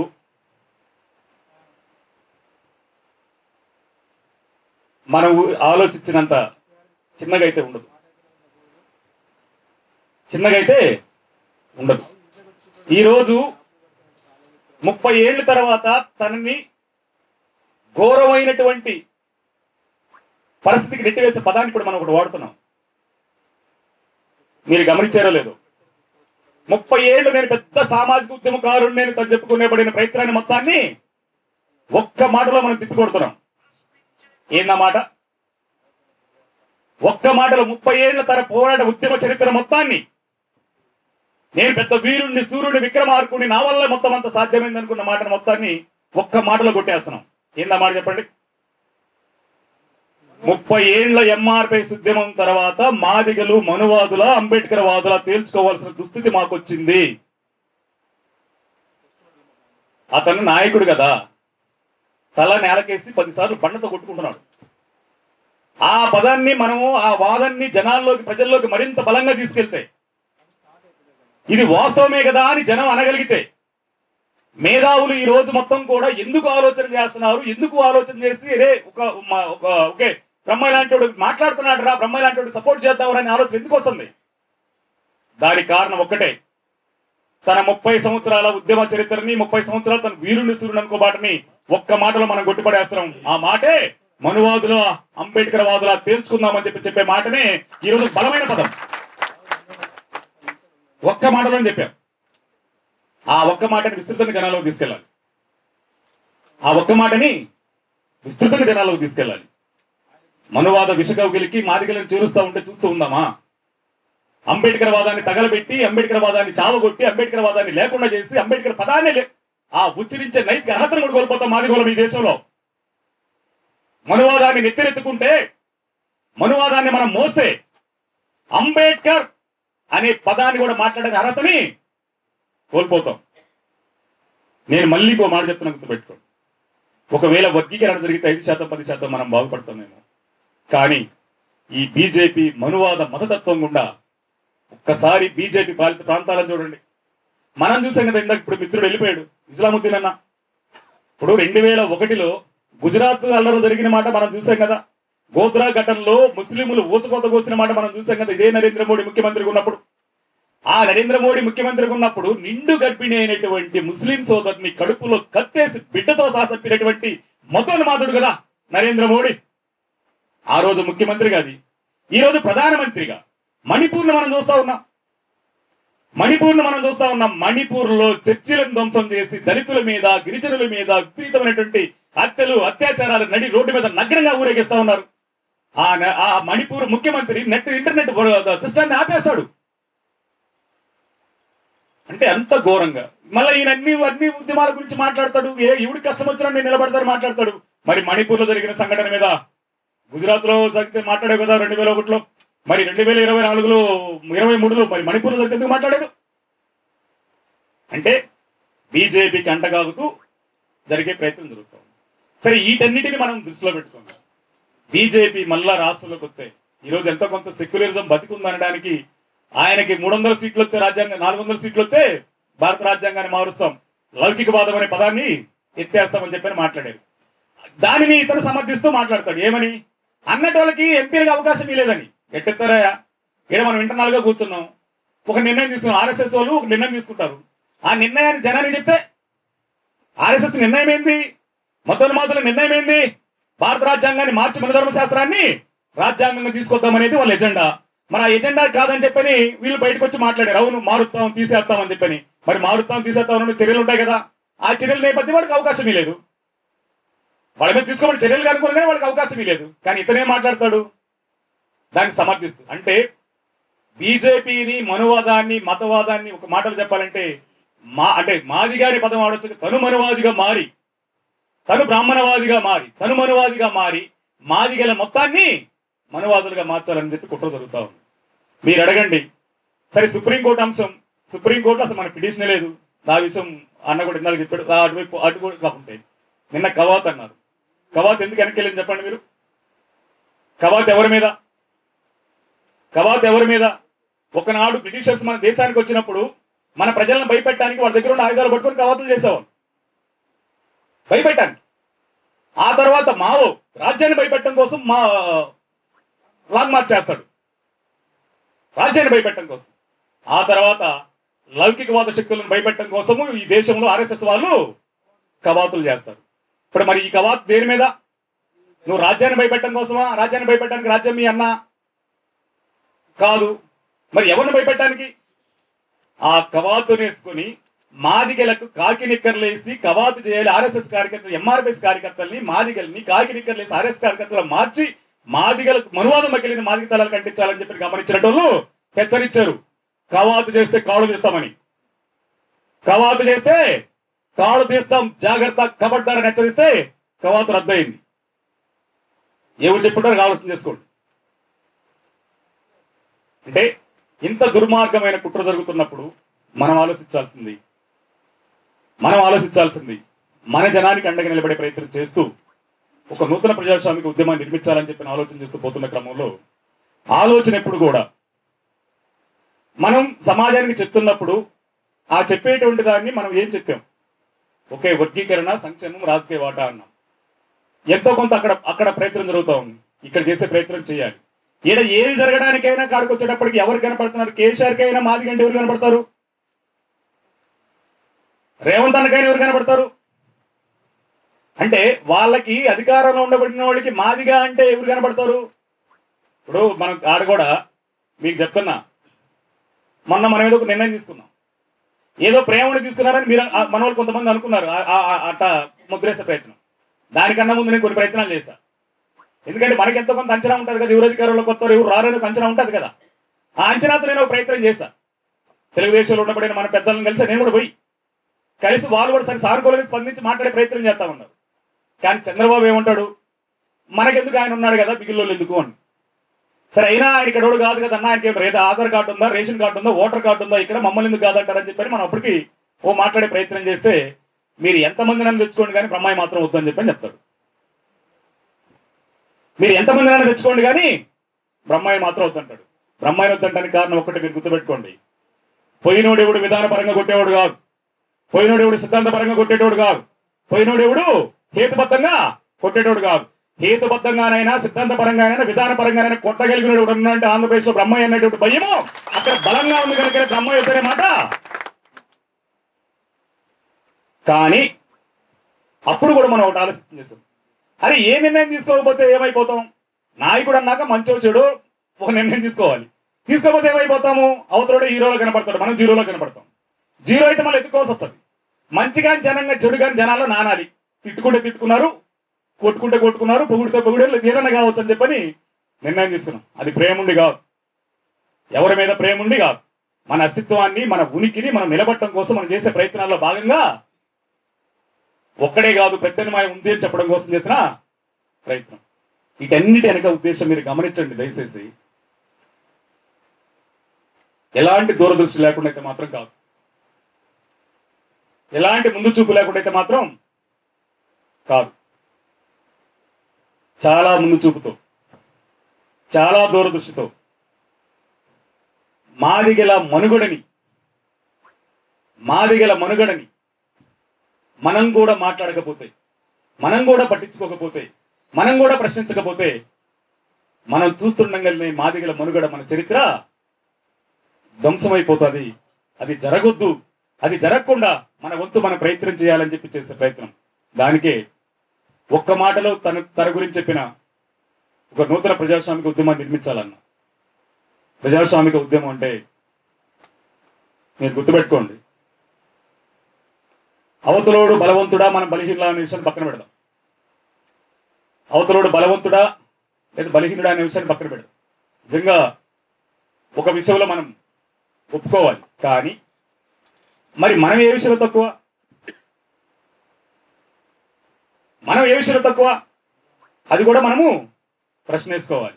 మన ప్రయాణం సంవత్సరం 6 నెలలే అంతే కదా. జూలై 7 దానికి ముందు ఒక 3 నెలలు అంతే కదా. జూలై 7 దానికి సంవత్సరం 6 నెలలు. ఈ సంవత్సరం 6 నెలల్లో ఇందాక ఇస్లాముద్దీన్ అంటున్నాడు, తలా కొట్టుకునేటట్టు ఎవడన్నా చేసాడు, ఏదైనా జరిగింది అనుకుంటే అది మనమే అన్న విషయం కూడా మీరు మర్చిపోద్దని కోరుతున్నాం. అంటే ఆ స్థాయిలో ఉక్కిరి బిక్కిరి చేసే ప్రయత్నం మనం జరుగుతుంది. అంటే ఆలోచిస్తున్నాడంటే అర్థమైంది మన విధానము కరెక్ట్గా ఉందని. లేదు మన మీద వ్యతిరేకంగా ప్రచారం చేస్తుంటే అర్థమైంది మనము సరైన మార్గంలో పోతున్నామని. మరి మనం సరైన మార్గంలో పోతున్నప్పుడు, సరైన విధానం తీసుకొని పోతున్నప్పుడు ఇక్కడ మనం గమనించాలి. నేను నిన్న మొన్న మనోడితో ఒక మాట కూడా మాట్లాడాను. శత్రువుకి శత్రువు మనకేమవుతాడు? శత్రువుకి శత్రువు మనకేమవుతాడు? మిత్రుడు అవుతాడు. ఒకవేళ మన దారులు వేరు కావచ్చు, లక్ష్యమైతే ఒక్కటే కదా. లక్ష్యమైతే ఒక్కటే. సరే అతన్ని శత్రువు అందామా, లేకుంటే అతని వల్ల జాతికి నష్టం అందామా అనుకుంటే, జాతికి నష్టం జరుగుతుందనేది మాత్రం స్పష్టం. అతను మన శత్రువు అనొద్దు.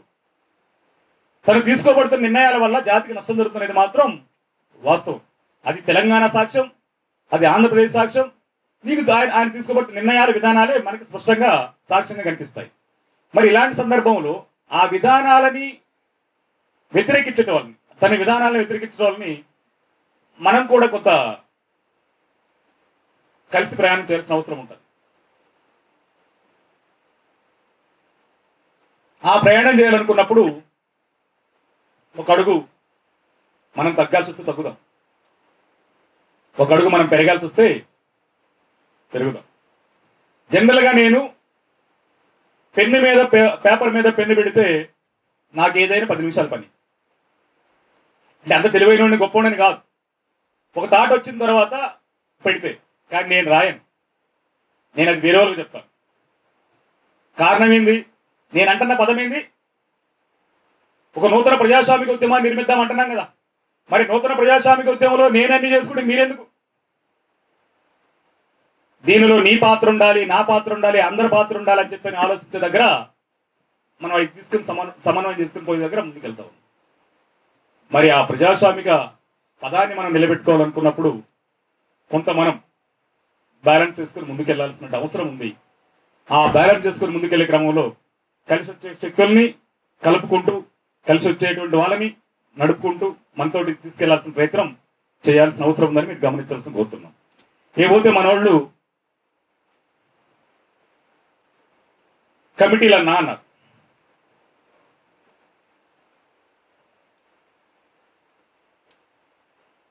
తక్షణమే కమిటీలు ప్రకటన చేస్తే బాగుంటుందన్నా. నేను అడుగుతున్నా, ఆంధ్రప్రదేశ్లో ఒక 100 మంది రాష్ట్ర కోకర్నర్లు ఉన్నారు. ఏ రాష్ట్ర కోకర్నర్ని నువ్వు పనిచేద్దాను ఆప్యం? ఇక్కడ 10 మంది కోఆర్డినేటర్లు ఉన్నారు, తెలంగాణలో 10 మంది కోఆర్డినేటర్లు ఉన్నారు. ఏ కోఆర్డినేటర్ని నువ్వు పోయి జిల్లా కమిటీలో ఇద్దని చెప్పిన ఆప్యం? ఈరోజు ఈ సమావేశము ఇంతకన్నా గొప్పగా జరగాలి, ఇంతకన్నా గొప్పగా జరగాలి. జరగకపోవడానికి గల కారణాలు విశ్లేషించండి. మీరందరూ ఇది ఇప్పుడు బాగా జరిగింది అనుకుంటున్నారు, నేను అనుకోవట్లా.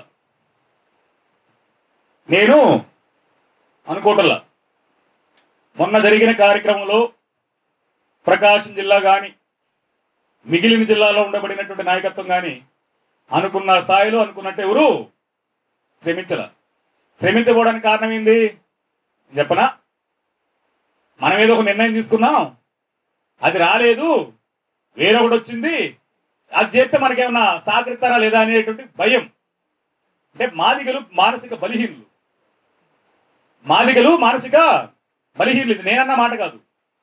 జాషో గారు అంటారు, గబ్బిలంలో ఆయన జాషో గారు మాదిగల గురించి ఒక మాట అంటాడు, చిక్కిన కాసే తనివి చంద్రమాయకుడు, ఎల్ల కష్టములు బుక్కడబోతో మరిచిపో సుధానల దగ్ధమూర్తి, నలు దిక్కులు కలిగిన లోకమున దిక్కరే అరుంధతిస్తుడు ఒక్కడు జన్మమెత్తే ఈ భరతోరు వర్గం కడగట్టు బిడ్డడయ్యని. అంటే ఒక ముద్ద కూడు దొరికితే మర్చిపోతాం, కూడు దొరకపోతే డేలా పడిపోతాం, శబాష్ అంటే అంటాం, విమర్శిస్తే కుంగిపోతాం. అంటే మానసిక దృఢత్వం లేనోళ్ళం, మానసిక దృఢత్వం లేదు మనకి.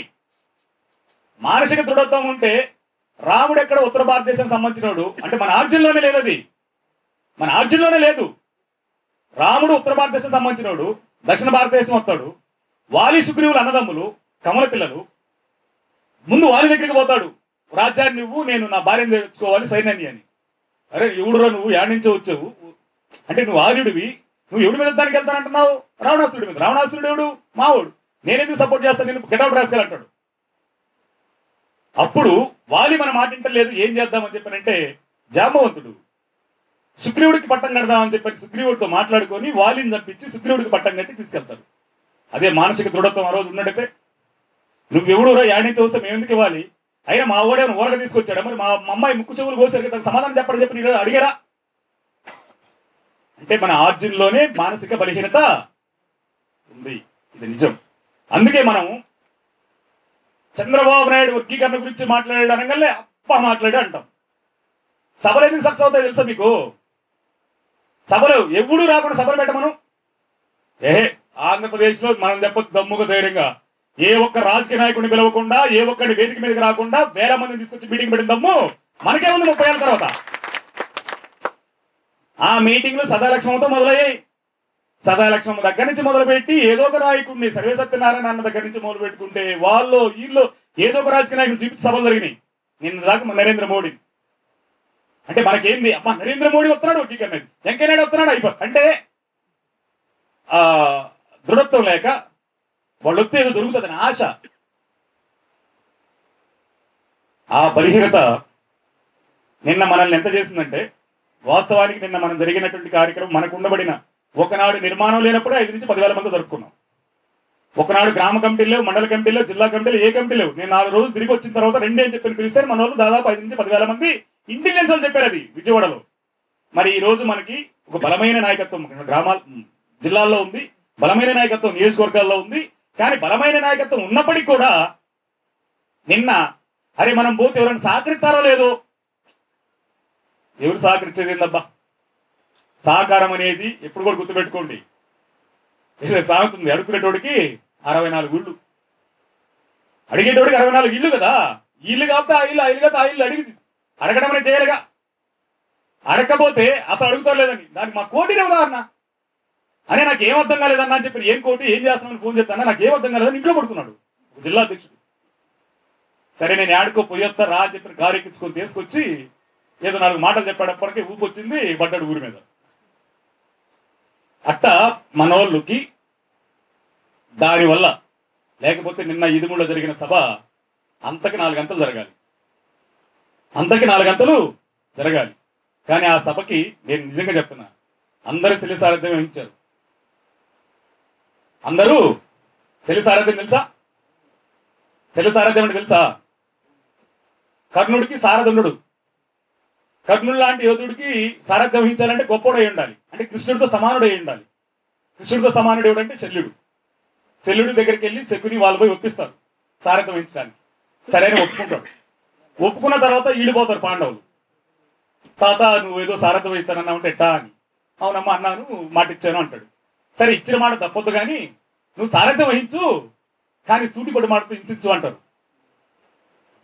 నువ్వు సారథ్యం వహించు, ఆయన దగ్గరే ఉండు, సారథ్యం వహించు, కానీ సూటిపోటి మాటతో హింసించు అంటాడు.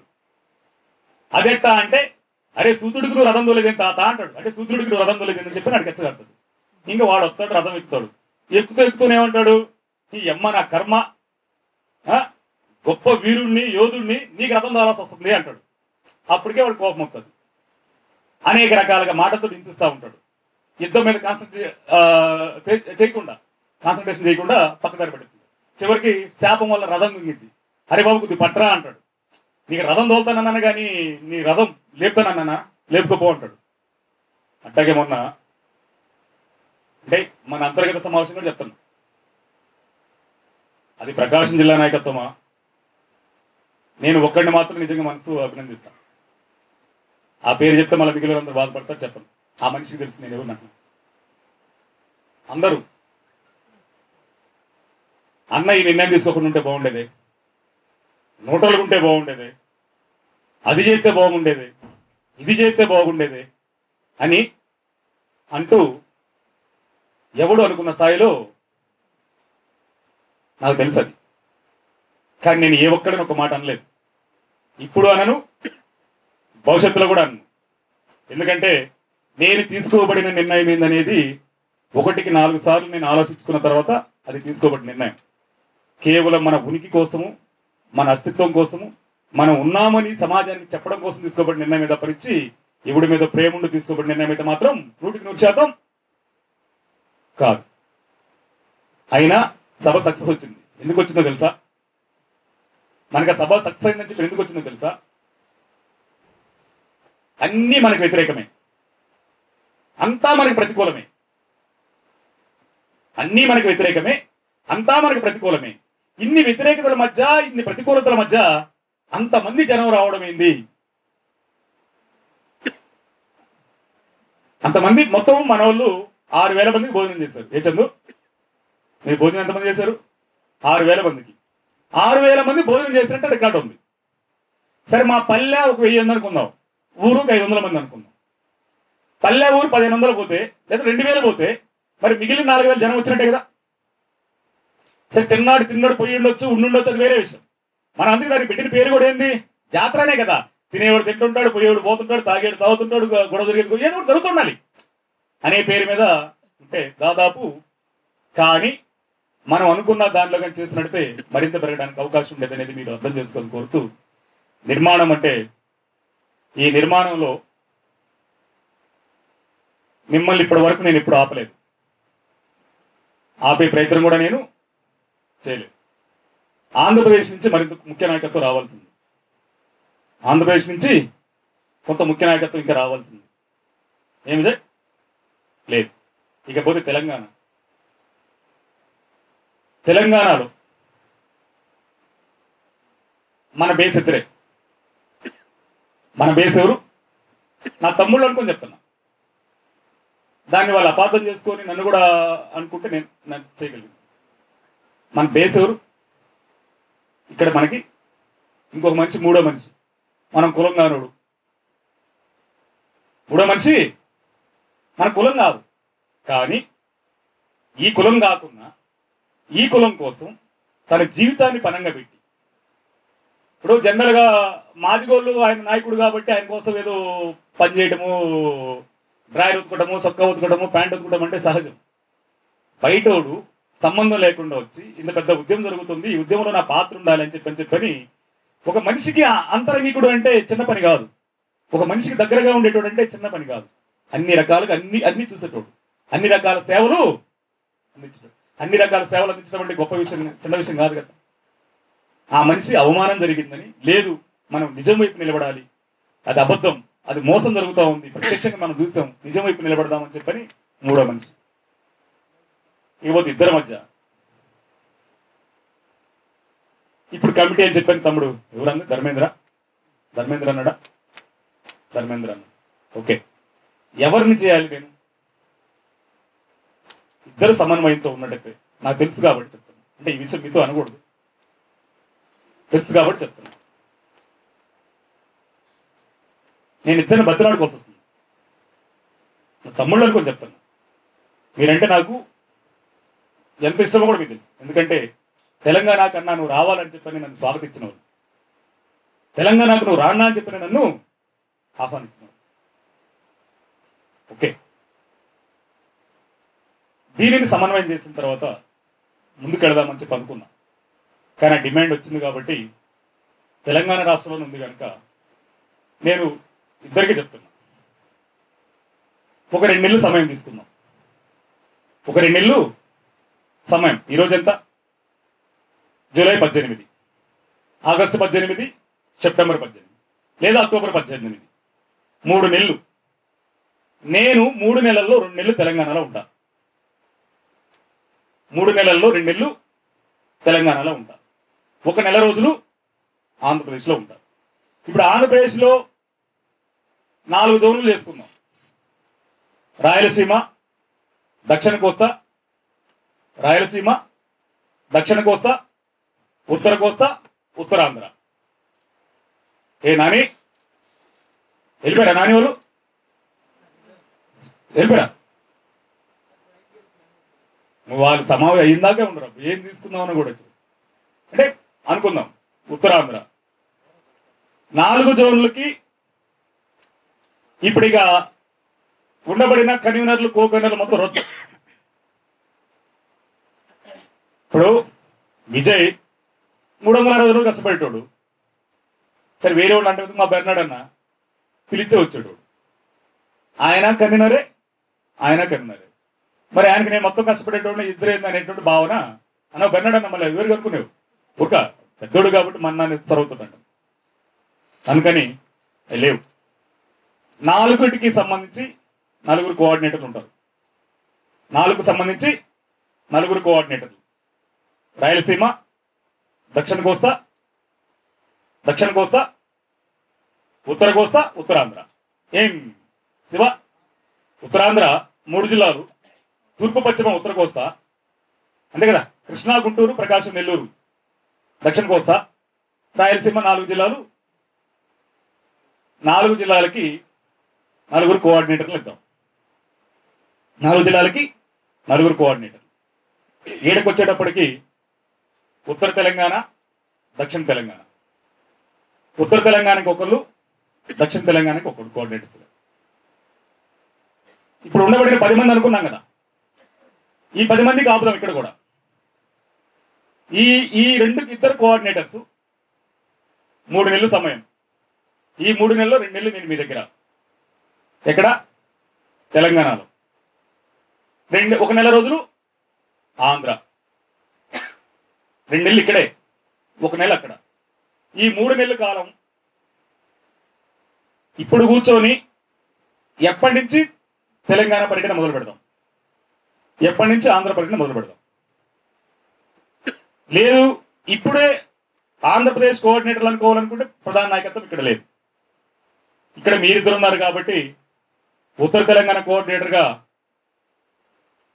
ఓదేలు, దక్షిణ తెలంగాణ కోఆర్డినేటర్గా నరసింహ ముందుకెళ్లే క్రమంలో ముందుకు పోతూ రేపటి నుండి 2 నెలలు పెట్టుకుందాం. 2 నెలల తర్వాత సమన్వయంతో మనం ముందుకెళ్లే దగ్గర ఒక నిర్ణయం తీసుకుందాం. ఒక బలమైన నాయకత్వాన్ని తెలంగాణకి ఇద్దాం. ఆ తెలంగాణకి ఎంత నాయకత్వాన్ని ఇద్దామంటే చెప్తున్నా, ఇప్పుడు ఎంఆర్పిఎస్ వాళ్ళు అంటే అందరూ ఏమంటారు తెలంగాణలో, మన ఎంఆర్పిఎస్ వాళ్ళని ఏమంటున్నారు తెలంగాణలో, ఏదో ఒక పార్టీ, నాయుడు ఏదో ఒక పార్టీ అని, ఆ పార్టీ అని, ఈ పార్టీ అని దగ్గర మాట్లాడు. ఓకే, మనకి మోరల్ సపోర్ట్ కావాలనుకున్నప్పుడు తీసుకున్న దగ్గర తీసుకుందాం. కానీ నిజాయితీ కలిగినటువంటి ఉద్యమకారులుగా మన ప్రయాణాన్ని మనం ముందుకు తీసుకెళ్లే ప్రయత్నం 100% చేద్దాం. దానికోసం ఈ క్షణం నుంచి నేను ఆంధ్రప్రదేశ్కి వెళ్ళిన తర్వాత అక్కడ నుంచి ప్రయత్నం చేయాలి. లేదు అనుకుంటే అక్కడ ఇద్దరిద్దరు బలమైన నాయకులు ఉన్నారు కనుక ఒక్కొక్క ప్రాంతానికి ఇద్దరిని కోఆర్డినేటర్ చేసే అవకాశం కూడా ఆంధ్రప్రదేశ్కి ఉంటుంది కనుక ఆ ప్రయత్నం చేద్దాం. మీరందరికీ మీకు సవినయంగా విజ్ఞప్తి చేస్తున్నాం. ఓ ప్రజాస్వామిక పదం అనే పదాన్ని మనం వాడుతున్నాం. ఆ ప్రజాస్వామిక పోరాటాన్ని మనం అందించే దగ్గర మనం సమన్వయం కోల్పోవద్దు, మనం అప్రజాస్వామికంగా వ్యవహరించద్దు, మనం అహంకారంగా వ్యవహరించద్దు. మనకి అవద్దు.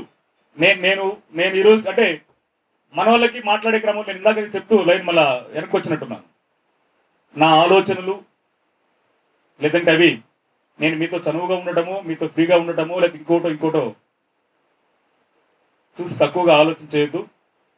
చాలా ముందు చూపు ఉంది, చాలా దూరదృష్టి ఉంది. ఆ ముందు చూపుతో దూరదృష్టితో మన ప్రయాణం సాగుతుంది. అది ఎక్కడికి పోవాలంటే మనం నిజంగా కానీ మనసు పెట్టి చేస్తే 2029కి తెలంగాణలోను ఆంధ్రాలోను ఒక రాజకీయ శక్తిగా మారి డిసైడ్ చేసేది మనం రావాల్సి వస్తుంది. దానికి వినోదన్న అన్నాడని అదేదో దాంతో ఒక దంటుంది. నిన్న 100 మంది అటువైపు నిలబడినా మనం ఇటువైపు నిలబడి సమర్థించే ప్రయత్నం చేస్తాం ఒక విషయంలో. అవునా? అందరూ అంటున్నారు కదా నువ్వు ఒక్కడు వీడు ఎందుకున్నావు అని చెప్పని, నలుగురు పోయేదారు నాకు ఎందుకు వస్తుందని చెప్పి మాట్లాడేది. ఒక సినిమాలో పాట పాడే అది. నన్ను ఒక మాయన అడిగాడు, ఫోన్ చేశారు, ఏంటంటే అందరూ అటువైపు ఉంటే నువ్వు ఒక్కడు ఇటువైపు ఉన్నావు అని. నలుగురికి నచ్చింది నాకు అసలు నచ్చదురు అని చెప్పని, నరులు ఎవరు నడవని దాంట్లో నేను నడుపుతానని ఏదో పాట పాడు. అంటే క్యాజువల్గా, అంటే మన ఐడెంటిటీని మనం తీసుకొచ్చుకునే దగ్గర మనం ఇప్పుడు చేతులు కట్టుకుని ఉండొద్దు. ఐడెంటిటీ ఉంటేనే అలయన్స్ సాధ్యమవుతుంది. అలయన్స్ లేకుండా ఏది మనకి సాధ్యం కాదు. కాబట్టి మన ఐడెంటిటీ రావాలి. మన ఐడెంటిటీ రావాలంటే ప్రత్యామ్నాయ శక్తి ఆంధ్ర తెలంగాణ రాష్ట్రాల్లో బలంగా ఉంది అని మనం అనిపించే దగ్గర కానీ మనం ప్రయత్నం చేస్తే రేపు వచ్చేటప్పటికి, ఒకవేళ ఎన్నికల్లో మనము ఆ బలమైన శక్తిగా మారలేకపోయి ఉండొచ్చు, కానీ రేపు వచ్చేటప్పటికి ఒక ప్రత్యామ్నాయ శక్తిగా గీత గీసి నిలబడే దగ్గర మనం కూడా ముందు వరుసలో ఉండడానికి అవకాశం ఉంటుంది. ఆ లైన్ మాత్రం మీరు మిస్ కావద్దని చెప్పని కోరుతున్నాం. అది జరగాలంటే ఏం చేయాలి? భేషజాలకు పోకుండా నిర్మాణం జరగాలి. నిర్మాణం లేకుండా ఏం చేయాలి? నిర్మాణం లేకుండా ఇప్పుడు రేపు అనుకుందాం, రేపు మనకు కరపత్రం వస్తుంది, గ్రామాల్లోకి జనాలకు వెళ్ళాలి. ఆ కరపత్రంలో మనం చెప్పాల్సిన అంశాలు చెప్పాలి కదా. వర్గీకరణ కోసము జరుగుతున్న పోరాటం చెప్తూనే మా దగ్గర సంక్షేమం కావాలి. ఇందాక మన వాళ్ళు ఒక డిమాండ్ పెట్టారు. ఆ డిమాండ్లు ఏం చెప్పారు? ప్రభుత్వ భూములు ఏవైతున్నాయో ఆ భూములు అన్యాక్రాంత భూముల్ని మళ్ళీ తిరిగి ఏవైతున్నాయో దళితులకి మాకు ఇవ్వాలి అనే దగ్గర ఒకటి.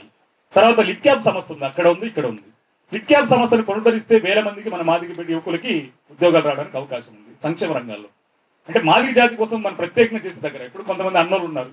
ఇంకా ఇలాంటి కొన్ని ఏం చేస్తే బాగుంటుంది అనేటువంటి కొన్ని డిమాండ్లు పెట్టడంతో పాటు ఖచ్చితంగా ఏ పార్టీ అయినా రానున్నటువంటి స్థానిక సంస్థలు అందామా, లేకపోతే భవిష్యత్తులు అందామా, మాదిగలకు రాజకీయ ప్రాధాన్యత ఇవ్వాలనే అంశాల మీద మనం వెళ్తే గ్రామాల్లోకి వెళ్ళడానికి అవకాశం ఉంటుంది. వర్గీకరణే కాదు, మిగిలిన అంశాలను కూడా అన్ని వర్గాల ప్రజలకు అండగా నిలబడటం కోసం చేస్తున్న ప్రయత్నంగా మనం చెప్పడానికి అవకాశం ఉంటుంది.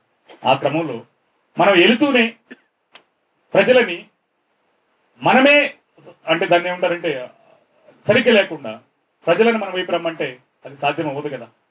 కనుక నా అన్నలుగా, నా తమ్ములుగా వీళ్ళందరి చేతులెత్తి కోరుతున్నా, నేను మీతో చదువుకుంటాం నా తప్పు కాదు, కానీ ఆ చనువుని చేతకాంతనంగా తీసుకోవడం అనేది మీ ఆలోచనకు సంబంధించింది. నేను మంచిగా ఉండడము లేదంటే ఇంకోటి అనేది నా తప్పు కాదు, కానీ దాన్ని చేతకాంతనం అనుకుంటే ఇంకో రకంగా అనుకుంటే మీ తప్పు అవుతుంది.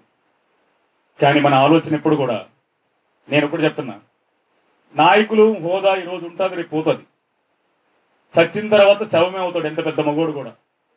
అది అంబానీ కావచ్చు, అదాని కావచ్చు, ఇంకోటి కావచ్చు. బతికున్నప్పుడే గౌరవం, చనిపోయిన తర్వాత ఏమంటారు, ఒక రోజు గడిచిన తర్వాత అరే శవం పాడవుతుంది, ఇక తీసేద్దాం అంటారు. అంటే ఎంత బతికినా ఒక రోజు చనిపోతే ఏమైపోతాం, శవం అయిపోతాం. కానీ బతికిన 4 రోజులు మనిషిని మనిషిగా గౌరవించుకుందాం. బతికిన 4 రోజులు మనిషిని మనిషిగా గౌరవించుకుందాం. ఏముందబ్బా, వస్తువు తీసుకొచ్చింది లేదు, పోతా తీసుకెళ్ళేదేం లేదు. ఉన్న 4 రోజులు ఒకరినొకరు గౌరవించుకుంటూ, మనల్ని మనం గౌరవించుకుంటూ, మన జాతికి మనం ఎంత ఉపయోగపడ్డామా, సాయం చేశామా, నిలబడ్డామా అనే దగ్గర ఆలోచన చేసుకొని ముందుకెళ్దామని చెప్పి మిమ్మల్ని విజ్ఞప్తి చేస్తూ, నిర్మాణం 2 నెలలు పెట్టుకుందామా చెప్పండి, 3 నెలలు పెట్టుకుందామా చెప్పండి. ఈరోజు 18, ఆగస్టు 18, సెప్టెంబర్ 18, అక్టోబర్ 18. ఈ ఆగస్టు 18, సెప్టెంబర్ 18 ఈరోజు మనం ఇప్పుడు ఏదో ఒక పేరు మీద మనం గ్రామాల్లోకి వెళ్ళడం కోసమే కదా. ఆ గ్రామాల్లోకి వెళ్ళే దగ్గర గురు, నువ్వు నీ నియోజకవర్గంలో ఎన్ని గ్రామాలు కమిటీలు వేసావు? 5 మండలాలు వేసి, అంటే 5 మండలాల కమిటీలు నీకు ఉన్నాయి కదా. ఏ పేరు మీద వేసావు నువ్వు వేస్తాడు? నేను వద్దన్నా, వేస్తాడు వద్దన్నా. వేసి నాకు ఫోన్లు పెడతాంటే ఏం చెప్పాను, ఓ లైక్ కొట్టాను, కామెంట్ పెట్టాను, అంతేగా. అంటే చేస్తాడు ఎంత సాగుతుందంటే, కనే కోడలు ఉంటే వద్దనక్క ఉండదు. మీరు కంటానంటే, మీరు పని చేస్తానంటే, మీరు ముందుకెళ్తానంటే నేను. కాకపోతే ఇక్కడ మీరు గమనించాలి, ఇప్పుడు దాకా నేను కూడా ప్రజాస్వామ్యం అని చెప్పి కొంత ఉన్నాను. నేను కూడా కొద్ది ప్రజాస్వామ్యానికి కొద్ది మధ్యలో ప్రజా ప్లస్ స్వామ్యం అని గీతకేస్తా. ఉండే తమ్ముడే ప్యాకాటేక. అంటే నేను కూడా ఆ వైపుగా నేను ఆలోచించకపోతే నేను సమన్వయం చేసే దగ్గర లేకుండా పోతాను. నేను మిమ్మల్ని సమన్వయం చేయలేనప్పుడు నేను అనవసరం. మనల్ని ఒకరినొకరిని గౌరవించుకోలేనప్పుడు, కనుక పని చేసే దగ్గర మా నాసర గారు అంటే ఊరికి పని చెప్పడం అని, ఇక నా వైఖరిలో మార్పు వస్తుంది, నా ఆలోచనలో మార్పు వస్తుంది, నా పద్ధతుల్లో మార్పు వస్తుంది, నా అన్నిటిలో మార్పు వస్తుంది. ఆ మార్పు మనం ముందుకెళ్ళడానికి అన్న విషయం మాత్రం మర్చిపోద్దని కోరుతున్నాం. మీ మీద పెత్తనం చేయడానికి కాదు, మీ మీద ఆధిపత్యాన్ని చూపించడానికి కాదు, మనం మరింత ముందుకెళ్ళడానికి, మరింత శక్తిగా మారడానికి, మరింత బలంగా మారడానికి. మరింత శక్తిగా బలంగా మారకపోతే మనమే నిలబడడానికి అవకాశం లేకుండా పోతుంది. ఈరోజు తెలంగాణలో జరగదు అనుకున్నారు. ఒక మనిషి మా నాయుడికి ఫోన్ చేసి ఓ మాట అంటాడు, అరే 100 మంది పెట్టిన వాళ్ళు మొగలేనబ్బా అని. అంటే ఏ కోణంలో చూస్తున్నట్టు మనల్ని? అంటే అసలు హైదరాబాద్లో మనం అడుగు పెట్టలేం, హైదరాబాద్లో మనం సమావేశం నిర్వహించలేం, హైదరాబాద్లో మనం ఏం చేయలేం. హైదరాబాద్లో సభ నిర్వహించలేదు, సమావేశం నిర్వహించలేదు పక్కన పెడితే, హైదరాబాద్ నడిబొడ్డున బషీరాబాద్లో మనం ఈరోజు, ఇది మనం మన దీనికి మొదటి సంకేతం. ముందుకెళ్దాం, బలంగా మారదాం. ఆ బలంగా మారడం కోసం అన్నదమ్ముల్లాగా సమన్వయంతో ముందుకెళ్దాం, సమన్వయం చేసుకుంటూ ముందుకెళ్దాం. చిన్న వాటిని ఉంటే సరి చేసుకుందాం, మన మధ్య అంతర్గతంగా ఉంటే కొట్లాడుకుందాం. కానీ సమాజానికి మాత్రం బలమైన శక్తిగా నిలబడదాం. నిలబడినప్పుడే మనకి గౌరవం మరింత పెరుగుతుంది. ఆ గౌరవం పెరగాలంటే ఇప్పుడు ఆంధ్రప్రదేశ్ నాయకత్వంతో మాట్లాడి అక్కడ 4 కోఆర్డినేటర్లు వస్తారు 4 ప్రాంతాలకి. ఇక మొత్తం కన్వీనర్లు రాష్ట్ర కన్వీనర్లు ఇక అది ఉండదు. కోఆర్డినేటర్లు వస్తారు. ఆ కోఆర్డినేటర్లు ఆ జిల్లాలకు వెళ్ళి ఆ జిల్లాలో ఉండబడిన నాయకత్వాన్ని జిల్లా ఇన్ఛార్జ్ అంటారా లేదా జిల్లా కన్వీనర్ అంటారా, ఆ జిల్లా కన్వీనర్కి అక్కడ పెట్టి వాళ్ళతోటి అంటే పైనుంచి కిందకి వెళ్ళే దగ్గర కమిటీలు వేసే ప్రయత్నం. లేదంటే ఒకనాడు గ్రామ కమిటీ జరిగితే మండల కమిటీ పడేది, మండల కమిటీ నిర్మాణం జరిగితే జిల్లా కమిటీ పడేది, జిల్లా కమిటీ నిర్మాణం జరిగితే రాష్ట్ర కమిటీ పడేది. ఇప్పుడు మనం ఏమైపోయాం, ఉల్టా అయింది.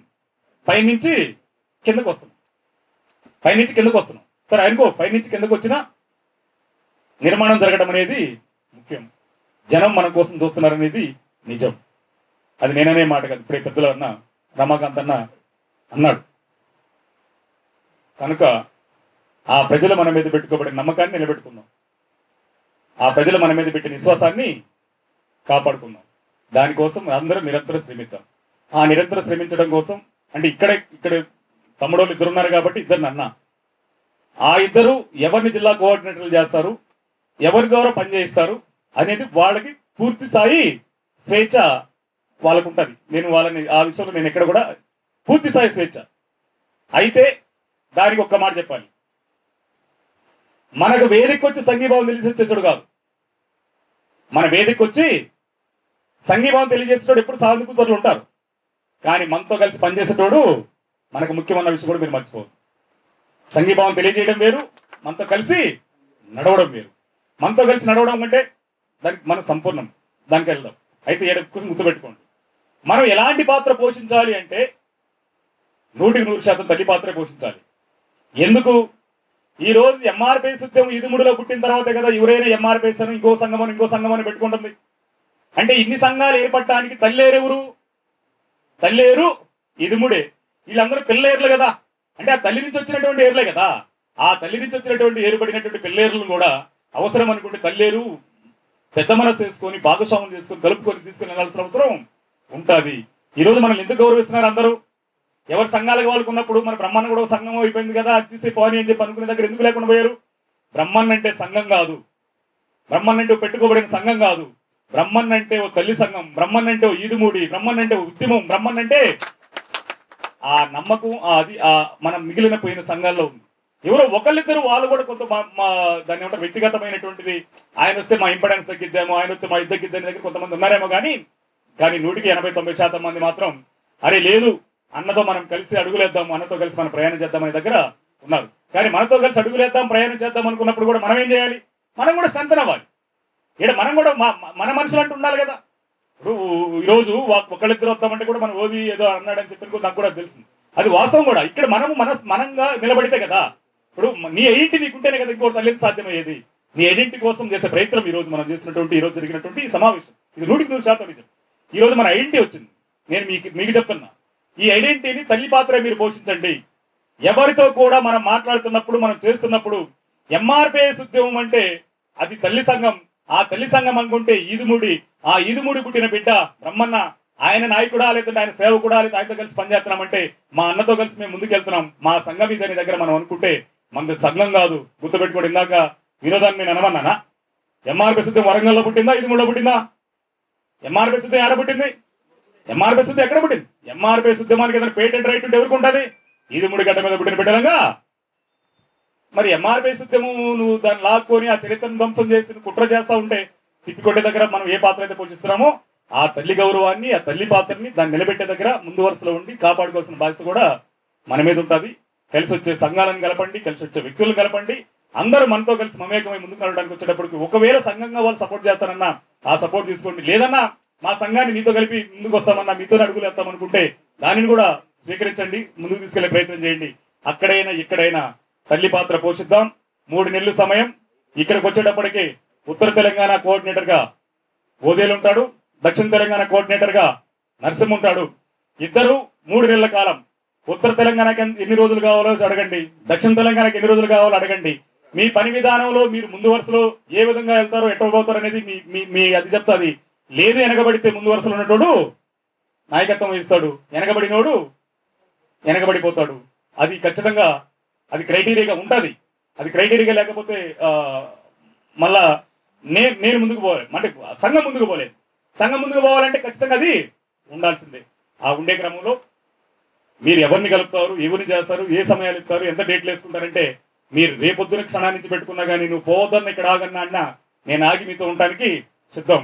ఆ ప్రయత్నం చేయండి. అట్లాగే ఆంధ్రప్రదేశ్ సంబంధించి ఒక్కసారి మన ముఖ్య నాయకత్వం కూర్చోవలసిన అవసరం ఉంది. ఇక్కడ ప్రధానంగా కొంతమంది రాలేదు. ఉత్తరాంధ్ర నుంచి సుధాకర్ లేడు, అన్నోళ్ళు కూడా వెళ్ళిపోయారు. మనకి ఇటు నుంచి రాయలసీమ నుంచి రాయలసీమ నాయకత్వం అందుబాటులో ఉంది. మనకి దక్షిణ తెలంగాణకి మన గోపి రమేష్ ఉన్నారు. కానీ ప్రకాశం జిల్లాకు సంబంధించినటువంటి శాలిమన్న మన లోకల్ ఇద్దరు ముగ్గురు కూడా లేడు. తమ్ముడు ఆనంద్ లేడు, శ్రీధర్ లేడు, తర్వాత మన దొండపాటి అన్న లేడు. ఇలాంటి వాళ్ళు కొంతమంది ఉన్నారు కనుక వాళ్ళని కూడా ముఖ్యులను కూడా కూర్చోబెట్టుకొని ఎవరి పాత్ర ఏ విధంగా ఉండింది, ఎవరి పాత్ర ఏం పోషించాలనే దగ్గర శ్రమని ఇచ్చించే వాళ్ళకి గౌరవం ఇచ్చుకుంటూ ఆ గౌరవాన్ని కాపాడుకొని శ్రమించే వాళ్ళని పెద్ద పెట్టేసుకుంటూ ముందుకెళ్తూ నిర్మాణాన్ని చేసుకుందాం. ఆ నిర్మాణం చేసే క్రమంలో మీరు గుర్తుపెట్టుకోండి ఒకటి మాత్రం, మన అంశం పట్ల క్లియర్గా ఉన్నాం. మన అంశం పట్ల చాలా క్లియర్గా ఉన్నాం.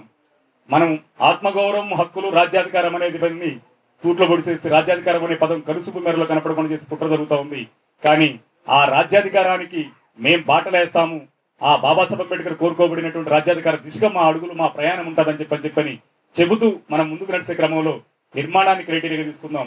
ఒక 3 నెలల పాటు వేరే పనులు పెట్టుకోకుండా ఎంఆర్పిఎస్ ఉద్యమ నిర్మాణం మీద కాన్సన్ట్రేట్ చేసి నిర్మాణమైన తర్వాత ఇదే హైదరాబాద్ కేంద్రంగా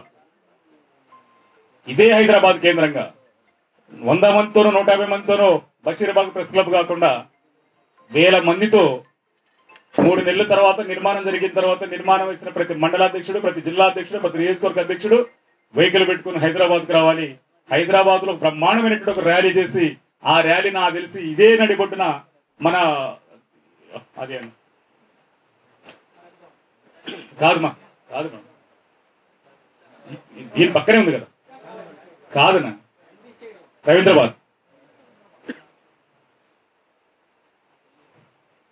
రవీంద్ర భారతి కేంద్రంలో 1000 మందితోటి